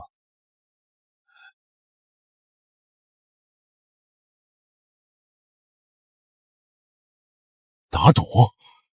你想赌什么？就赌我能否在1天之内破案，以及令公子的死与3个月前令千金自杀有直接联系。崔公可敢？好，老夫便跟你赌。你若输当如何？我若输了，便主动辞去洛京县尉一职，且终生不入朝堂。李兄，切莫冲动。好，我们一言为定。那如果崔公输了呢？若是老夫输了，便任由你处置。这倒不必，我这人一向尊老爱幼。这样，若崔公输了，只需整个崔家欠我一个人情便可。什么？好个狮子大开口！你可知我柏林崔氏的人情有多大？开口便要，也不怕折了腰。这么说，崔公是不敢了？哼，我有什么不敢？不过我们柏林崔氏太过庞大，便是我也无法应承。我只能替我这一脉应下。若我输了，但我一家欠你人情，可否？好，我们便君子一言。哼，那老夫就等着你破案。如今乃是辰时，你尚有8个时辰。不需要，酉时，只需要到酉时，我便能破案。酉时，只需要到酉时，我便能破案。好，我便等你到酉时。薛言，我们走。弟兄，你太冲动了，有时不过6个时辰。你若破不了案，一生的前程可就毁了。多谢崔兄关心，不过输了才会毁前程，赢了则万事顺。6个时辰，案件还毫无头绪，怎么赢？李兄，你如此自信，难不成已经知道凶手是谁了？都说了我不是神仙，崔兄，咱们破案要相互信任才行。这些都是堂妹生前所用，原本按照规矩，这些东西该一并烧了的，但四叔念旧，只是把屋子封了，这里的东西一样未动，还保持着原样。都说你堂妹是自杀，她具体是怎么死的？自缢。3个月前，刑部和大理寺的人都检查过了，房间内不会有什么线索。与其在这里浪费时间，还不如换个思路。哦，你有想法？你注意到没有？那个跟在我四叔身边的薛岩有问题。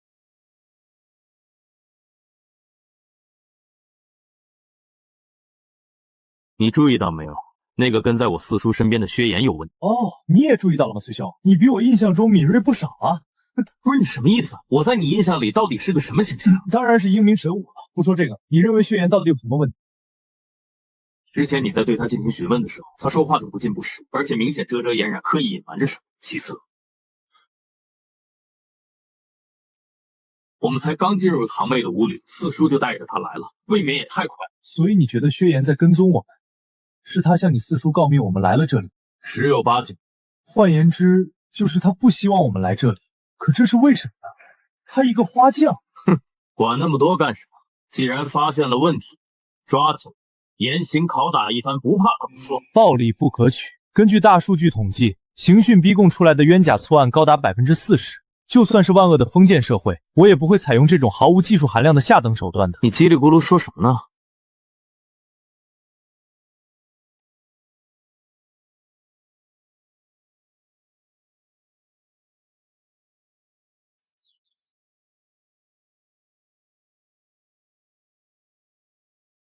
这里是空的。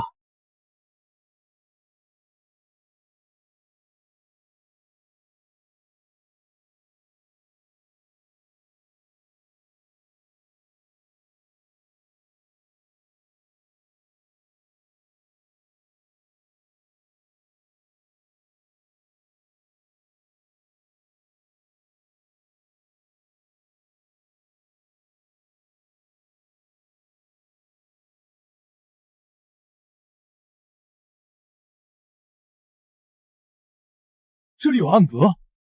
哦，这么明显的暗格，刑部和大理寺居然没发现。空的。他们发现了，但盒子里什么都没有，便又给复原了。双重暗格。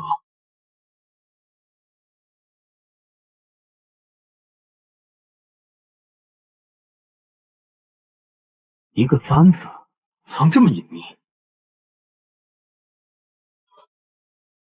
走，去哪儿？西市。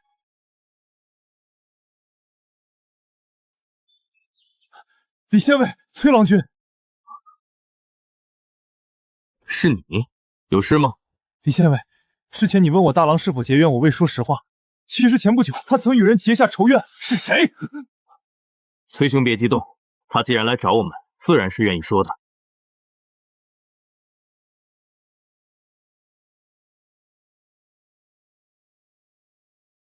崔兄别激动，他既然来找我们，自然是愿意说的。说吧，怎么回事？是3天前的事。大郎心情不好，便去胡姬寺饮酒。我也是恰巧那日去送盆栽，这才无意间撞见的。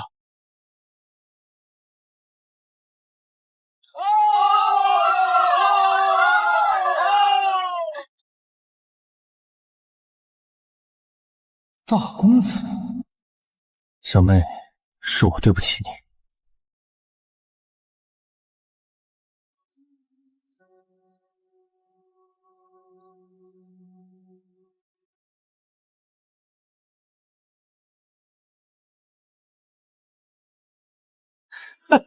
好美的美人，来和大爷好好乐呵乐呵。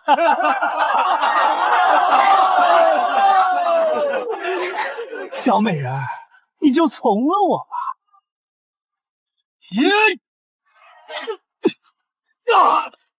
该死的登徒子，放开我妹妹！来人，给我打！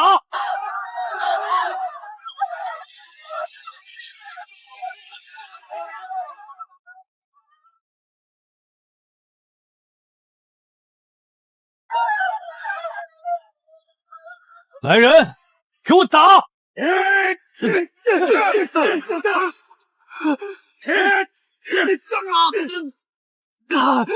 你们竟然敢打我！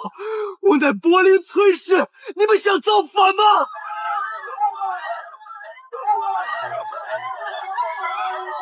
哟，还是个世家子，娘的，柏林崔氏是吧？给我狠狠的打！救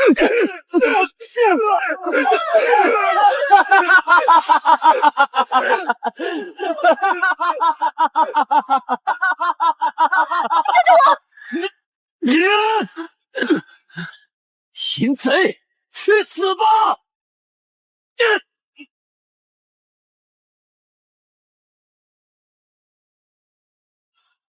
不好了，出人命了！杀人了！杀人了！竟然还有此事！你可知那天和崔大郎发生冲突的人是谁？我事后打听了，那人是右卫将军之子吴从。你说谁？这个右卫将军是谁？我事后打听了，那人是右卫将军之子吴从。你说谁？这个右卫将军是谁？是天后的侄儿武三思。乖乖，武家的，这么大的事，崔公难道不知？那日我也是凑巧撞见，大公子回来后对此事绝口不提，我亦不敢声张。不过我后来打听时，除了知道武从身份，还知他那日只是昏迷，并未闹出人命。这件事与你无关吧？你打听的倒是清楚。这我等下人自当为主家分忧。这个武从你熟吗？为人如何？没打过交道，但他在洛京纨绔中很出名，是典型的心胸狭窄、睚眦必报。这么说来，还真有可能是他蓄谋报复。走，去哪儿？当然是去找武从了。你准备怎么找？武家人身份特殊，就算真能找到，以你我的职权，也无权令其配合。怎么怕了？柏林崔氏也不过如此。平日里在我等寒门面前装腔作势，碰上个武家人就缩头缩尾。你说什么？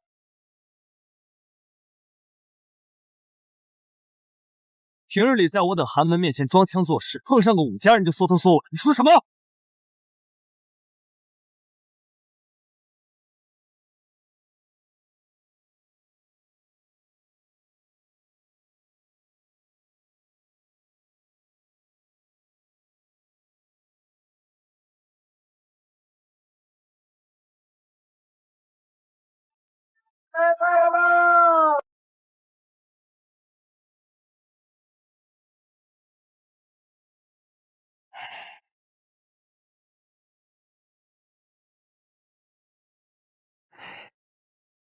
小二，一大盆羊肉汤饼，多加酸辣。好嘞。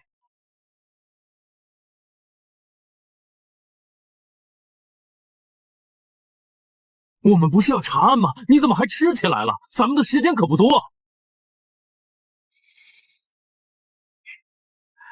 一大早就接到报案，去你四叔家，到现在连口热饭都没吃上。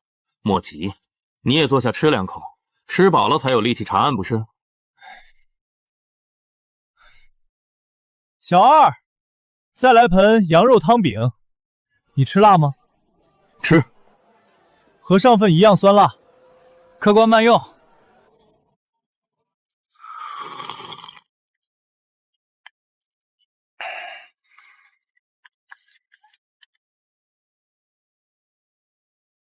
痛快。客官，这是你的。等等，客官还有点什么？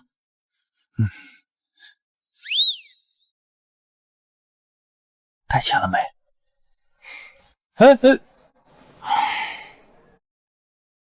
小二，我问你点问题，你若答得好，这锭银子便是你的。郎君，请问，我必知无不言。我听闻春风楼美人无数，乃是洛京第一，最近更是来了一个绝世美人，引得诸多皇宫勋贵追捧。可有此事？郎君也是为了秦心姑娘来的，这郎君恐怕要失望了。秦心姑娘自前2日来到洛京，便名动神都，被无数公子王孙追求，只求能入目一见，甚至为此不惜1掷千金。可奇就奇在，这女子不爱俗物，只爱才子，在这春风楼里公开写下一幅字谜，扬言谁若能解开，便委身于谁。这2日不知来了多少才子王孙，皆铩羽而归，我都替他们丢人。你这小二知道的还不少啊！郎君莫要小看小人，干我们这行的最重要就是察言观色和消息灵通。别看我们这摊小，可在春风楼对面，许多公子王孙都喜欢尽兴后来我们这吃一碗汤饼。哦，那武家公子武从，你可认得？自是认得。郎君，这武家如今可不得了，天后临朝，武家如日中天，便是4姓子也要矮上一头。武从公子更是武家嫡系，我等在这等地方做生意，若认不得还怎么混啊？好，那我问你，武从可在春风楼里？自然是在的。武从公子最喜这等风流之事，秦心姑娘刚来时他便登门了，如今都在春风楼里2日未出了，也不知见着没有。赏你了。哎，谢郎君赏，郎君慢用。走去查案。我的汤饼还没吃呢。吃什么吃？时间紧，任务重，哪有空让你吃饭？走走。我的汤饼还没吃呢。吃什么吃？时间紧，任务重，哪有空让你吃饭？走走。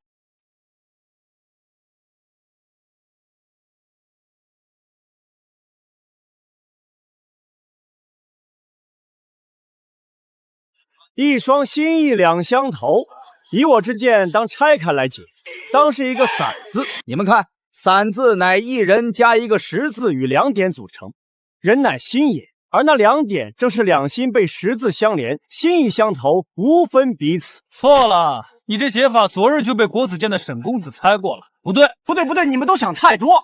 以我之见，此字当是个怂字，两人一心，不正好是个怂吗？这是秦心姑娘在暗示我等鼓起勇气，方能抱得美人归呢。哈哈哈哈，在下就当仁不让了。这位公子请留步，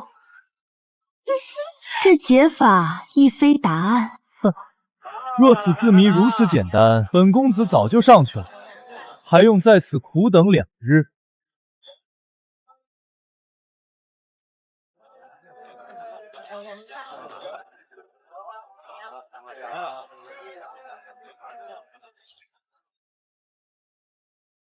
什么人？阁下就是武从武公子。你是谁？我不认识你，不认得我没关系，我认得武公子便好。我来此是想问武公子几句话，希望公子能如实回答。我为何要回答你？就凭我能帮你上2楼，你能破这字谜？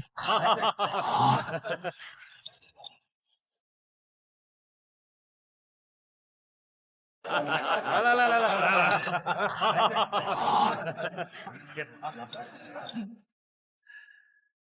就凭我能帮你上2楼。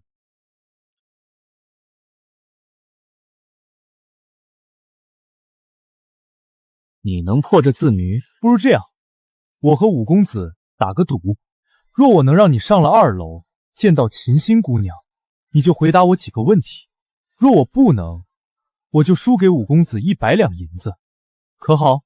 哈哈哈哈哈哈！有意思，还有人赶着给我送钱的。好，我就和你赌。既如此，武公子随我来吧。这位公子可解了秘密？崔兄，借你令牌一用。放肆！神武未办案，我们怀疑秦心姑娘与今早的一起命案有关，速速退开，不然以妨碍公务论处。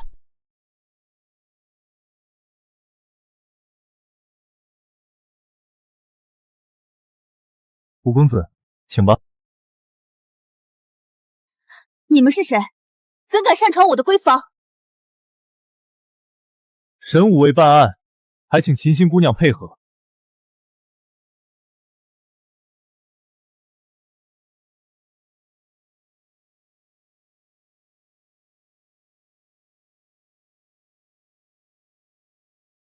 武公子，坐吧。你这人还真有意思。行吧，这场赌算你赢了，想问什么就问吧。五公子可知崔家的崔景今早死于家中？崔景，这名字怎么听着这么耳熟？公子，是3天前在那个胡姬酒宿打了你的那个柏林崔氏。来人，给我打！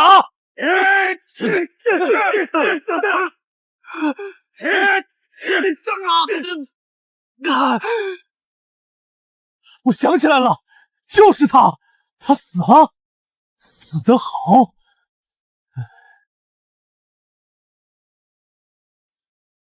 他怎么死的？五公子认为呢？你怀疑是我？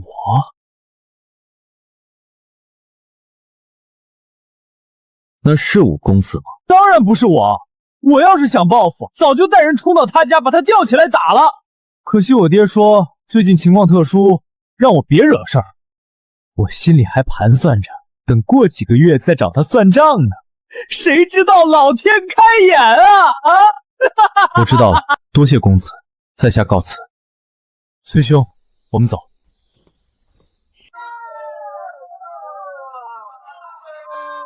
这就结束了？不然呢？你不会真打算把他带回神武卫审讯吧？他要是骗你怎么办？不会，就像他说的，他是武家的人，就算当街拦住，把你堂兄打死，最多也就是被罚禁足，犯不着绕这么大一个圈儿。其实我一开始对他的怀疑就很少。那你还来？咱们是在破案，再不靠谱的线索也要来查一查，不是？万一是真的呢？我们接下来去哪儿？当然是西市。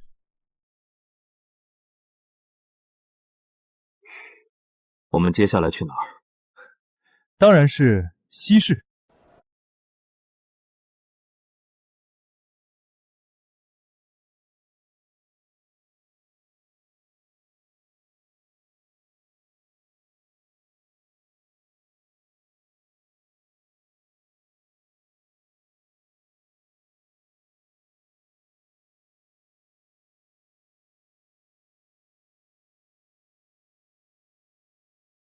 李兄，我总觉得你今天破案过于儿戏了啊？有吗？我可是很认真的。李兄前日与我一同勘破贡品被盗一案时，步步为营，能在蛛丝马迹处察觉线索，与今日的态度截然不同。崔兄，你说有没有一种可能，我现在的状态才是我往日破案的正常状态？李兄何出此言？其实上次那种案子才是令我最难受的，我最讨厌那种背后牵扯众多的案子。还是今天这个案子好，简单明了。没那么多弯弯绕，只需要把背后的八卦，不是，是把幕后的真相探寻出来，就能结案。到了。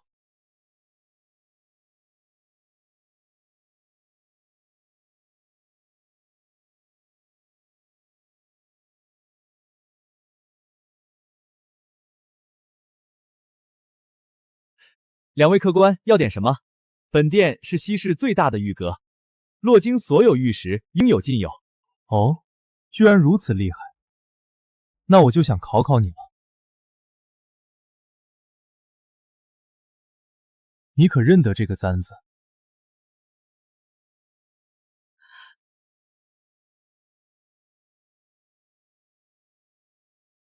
这簪子怎会在你手中？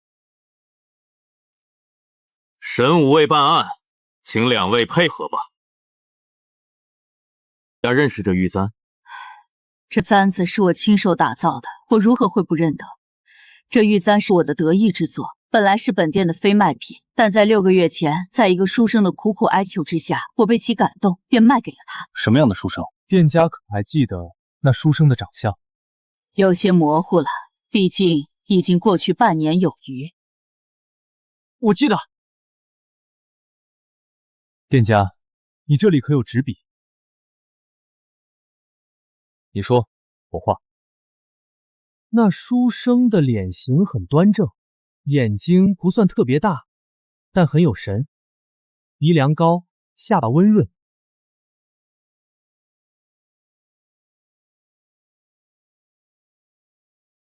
两位，来看看手相似。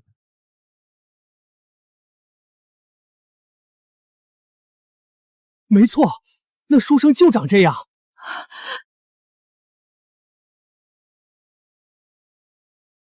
那书生的脸型很端正，眼睛不算特别大，但很有神，鼻梁高，下巴温润。两位，来看看是否相似。没错，那书生就长这样。李兄，想不到你竟还会这等神技。人脸肖像而已，以前无聊的时候自学的。李兄，不对，这书生我见过。你见过？在哪儿？是3个月前，我带着神武卫巡防的时候，在洛水中发现了一具尸体。啊？当时尸体虽然已被泡得浮肿，但就是这个书生。尸体？什么样的尸体？不对啊，李兄，你竟不知道此事吗？当时我们神武卫发现尸体后，就移交给洛京县衙了，你该经手过才对。3个月前，那时候我还没穿越，好不好？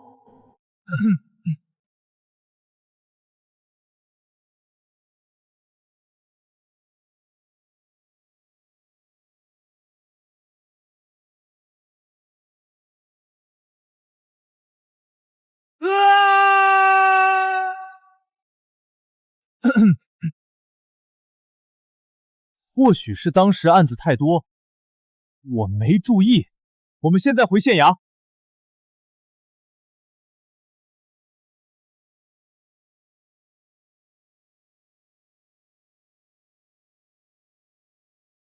县尉，崔都尉，王馒头，去将3个月前到6个月前的卷宗全部取来。找到了。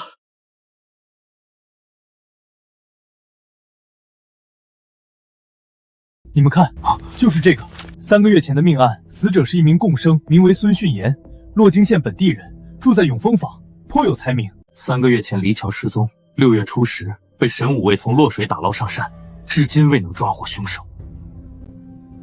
崔兄，你可还记得令堂妹自杀是何时？李兄，你该不会怀疑是6月11，中间就隔了1天啊！崔兄，这案子查到现在也基本上明了了，但如今的证据却仍不够。真想实锤，只有一种办法。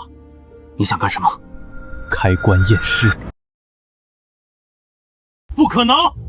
我堂妹才刚下葬3个月，你此时开棺，置我崔家于何地？我四叔也不可能会答应的。崔兄，你还记得你之前说的话吗？你难道不想抓住真凶，不想查清你堂妹死去的真相？不行，我有这件事不行，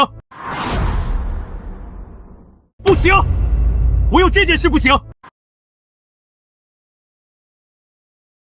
崔兄，我本以为你和那些庸俗的世家子弟不同，如今看来也不过是一个被家族名声所累的庸弱之辈。李兄不用激我，其他事我都可以答应你，唯独此事不行。崔兄可还记得上个案子时，你我曾有一个赌约，你欠我一个人情。你该不会是崔兄该不会想赖账吧？言而无信，可非君子所为。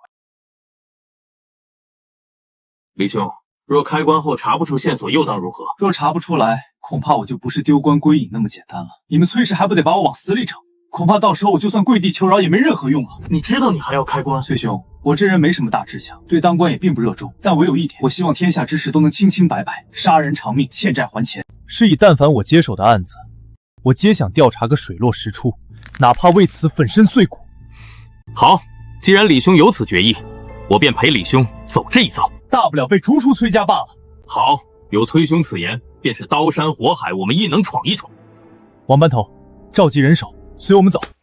是。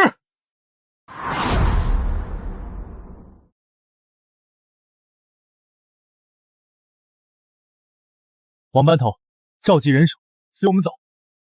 是。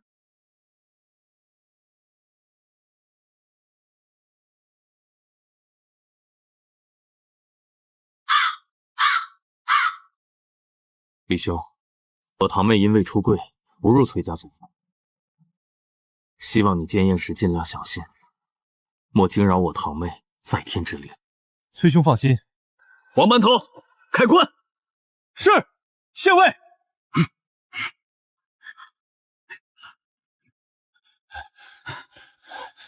住手！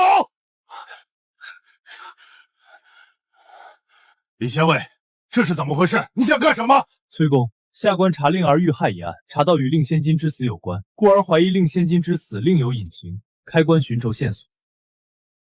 这是怎么个事儿？光天化日的，怎么把坟都给扒开了？现在盗墓贼都如此猖狂了。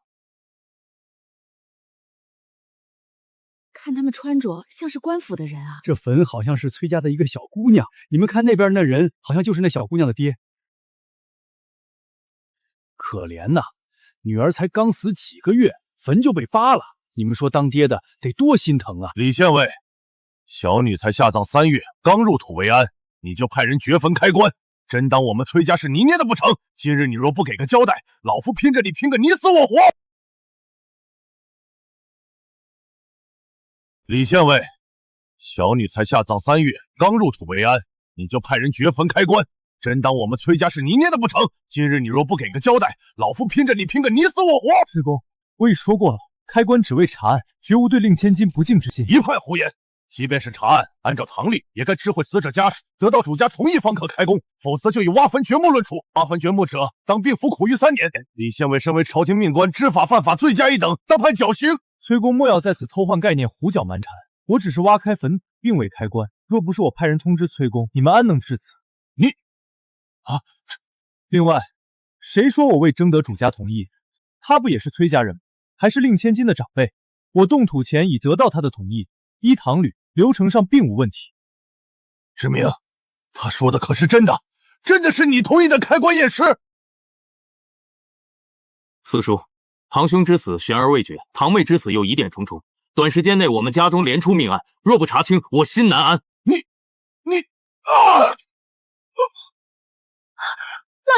老爷，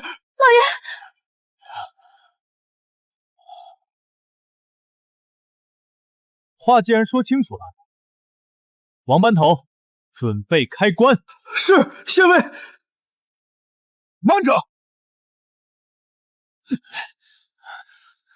李县尉，你若坚持开棺，我不阻拦；但如果开棺后没有找到线索，又当如何？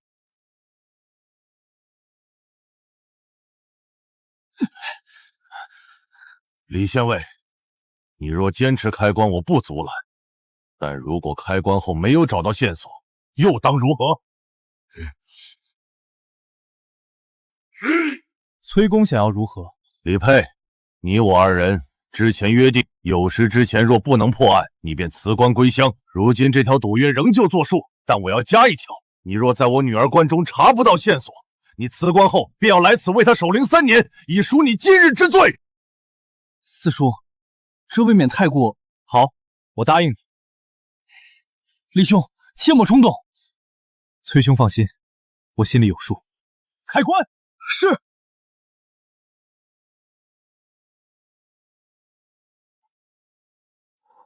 县尉，粉号。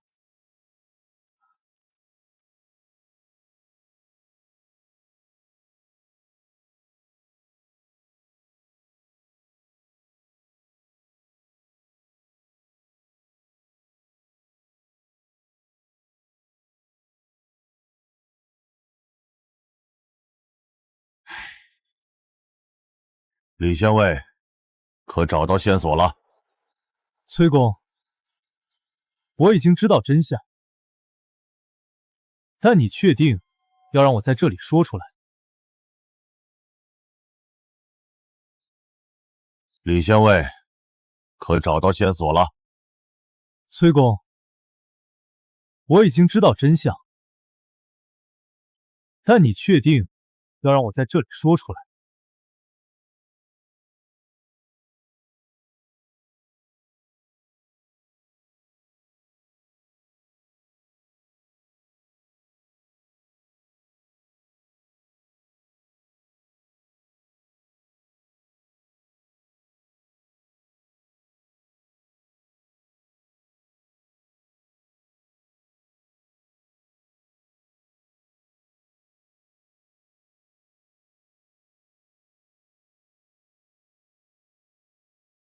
老爷，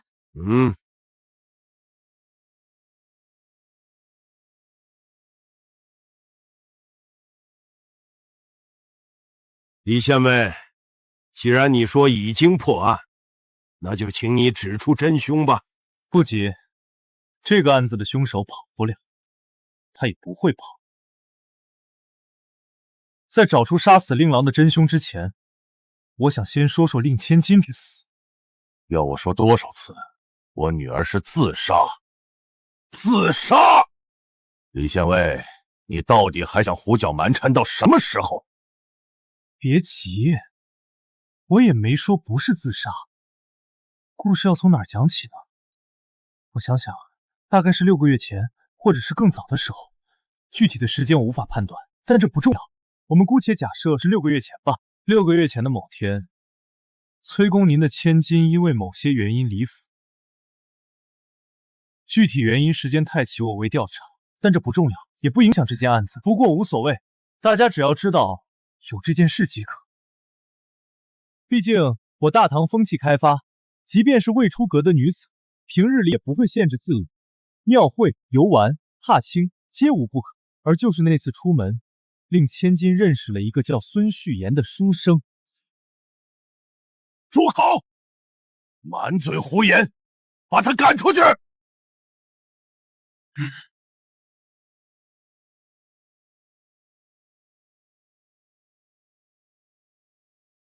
跪下！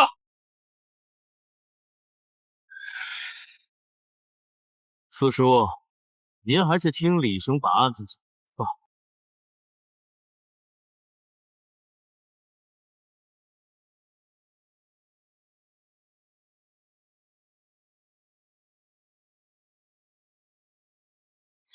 跪下！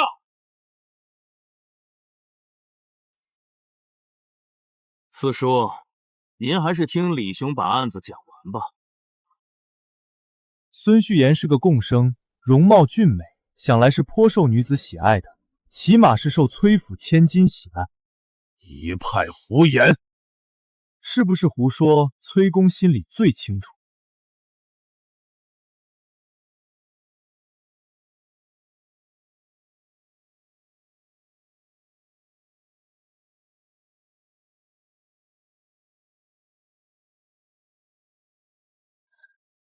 这根玉簪是我在令千金床上的暗格中发现的，被他藏得很好。依大唐习俗，男送发簪，女送香囊，乃定情之意。一个发簪又能证明什么？单独一个发簪是不能证明什么。可有意思的是，这个孙旭言在3个月前死了，而就在他死的第2天，崔府千金就自杀了。这只是巧合罢了，女儿根本就不认识他，是吗？可根据西市昆玉阁东家说法，这玉簪是他的得意之作，在6个月前被这个叫孙旭言的贡生买走了。关于这一点，崔公又如何解释？当然，你不解释无所谓，因为发生了什么你心知肚明。好，我们现在知道崔千金和这个孙巡言暗生情愫，甚至私下里互送过礼物，而恰好我之前听崔之明说过，崔千金之前和京兆为氏有过婚约，可有此事？够了！世家吞婚本就是常态，世家吞婚是常态不假，可如果崔千金已经心有所属，这婚事怕是难以履行啊。而以柏林崔氏的地位，崔千金之事一旦泄露，整个崔家都要跟着蒙羞。世家历来将自己的脸面看得比天还大，这种时候会做什么事也就不难猜了。只要神不知鬼不觉地杀了这个孙旭言，然后再告诉崔小姐，他对她并非真心，而是始乱终弃。这样一来，处事未深的崔小姐虽会痛心一段时间，却未必会寻死。可你们怎么都没想到，他们2人不是暗生情愫，而是私定终身。崔小姐竟然怀孕了！你这是污蔑！是吗？那你来说这是什么？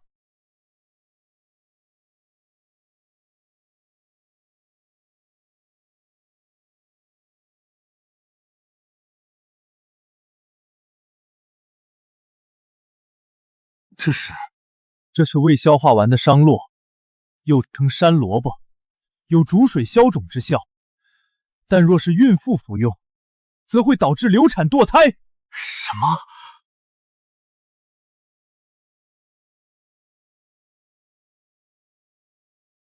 四叔，这是真的？我尸检的时候未发现小孩的骨架，说明她当时怀孕不久，而伤络未完全消化，说明她在服下后不久就自杀了。结合之前我调查时查到的，崔小姐平日里和其兄崔景关系最好，我是否可以合理推断，当时就是崔景前去逼崔小姐吃下的伤卵呢？别说了。崔小姐在吃下伤乳后不久就上吊自杀了，也是因此崔景从此神经紧绷，需要安息槽和曼陀罗的双重刺激才能入睡。原来是这样，竟然是这样！既然崔小姐的死因捋清楚了，那顺理成章的，我们也就能推出是谁杀了崔景啊？是谁？其实凶手的真实身份很容易锁定，因为他的杀人手法实在太过于粗糙，故作聪明布置的密室，反倒是他最大的破绽。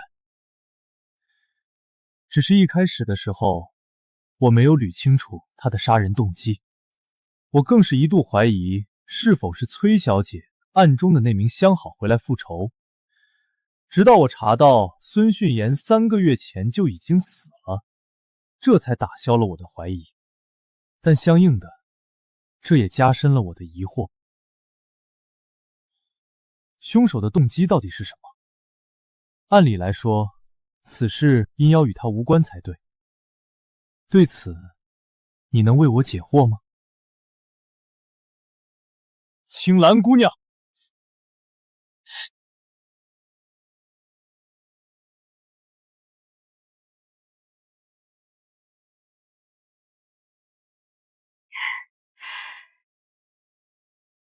青兰，居然是你！怎么会是你？果然还是瞒不住母。但我想知道，李县尉，你是何时确定我就是凶手？一开始的时候我就已经怀疑你了，但你要说什么时候确定的，大概是发现崔景头上伤口的时候。一道伤口，又能证明什么呢？我之前说过，你作案的手法太粗糙了。之前我勘察房间时没有发现任何暗道或机关，也没有在门窗处发现可疑的线索。当时我就怀疑凶手是否是晚上杀完人后从外制作出的密室。如果是那样，不论用何种方法，都或多或少的会留下蛛丝马迹才对。直到后来我发现了崔景头上的伤口，才确定那伤口太新了，根本不是夜里留下的。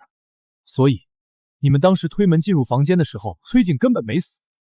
不可能，当时是我和青兰一起撞开的房门。如果当时大公子还活着，为什么毫无反应？很简单，当时崔景陷入了昏迷，因为自己妹妹的死，崔大郎这3个月一直要用安息药和曼陀罗入睡，这两者混合本就会让人在入睡时陷入深度睡眠。再加上青兰本就是崔大郎的贴身丫鬟，很容易就能在崔大郎睡觉前的饮品里加一些安定凝神的药，三者混合，能使入睡者达到深度昏迷的状态。而因为下的是安定凝神的药，事后也不怕追查。我问你，当时你们进入房间后，是谁确认的崔大郎已死？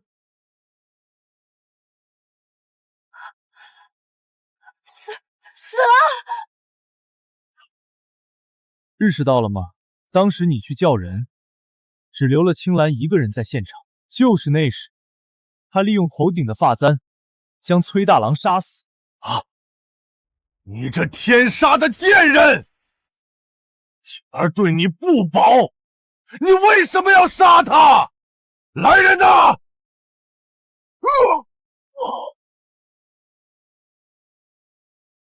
来人呐！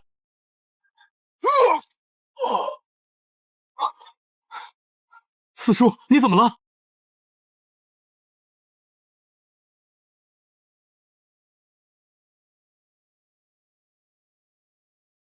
他中毒了？什么时候？是这杯茶。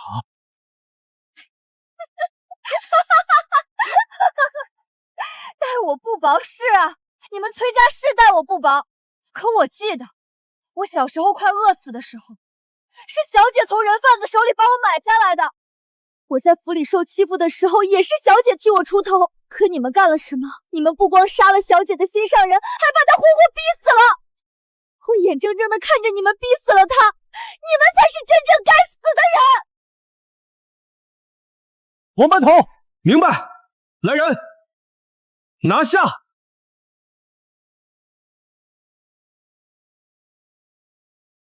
快去请大夫！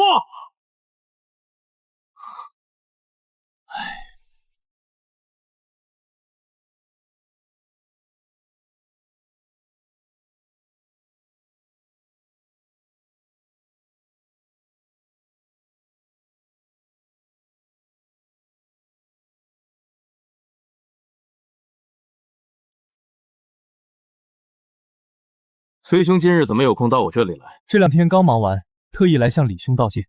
道什么谢？你不怪我把你四叔家搞得一团乱，我就谢天谢地了。那不是你的错，归根垫底是我四叔他们自己种的因。说起来，你四叔怎么样了？救治的及时，倒是保住了命，但毒性已致肺腑，今后的日子只能在床上度过了。不说他们了，告诉你一个好消息。什么？我升官了，托李兄的福。前几日破获贡品被盗一案，我荣升为了神武卫中郎将。那还真是恭喜崔兄了。洛京县县尉李佩接旨。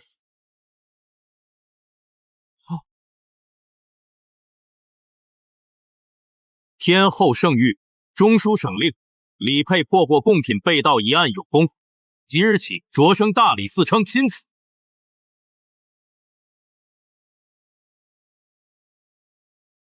以后还请李嗣成多多指点。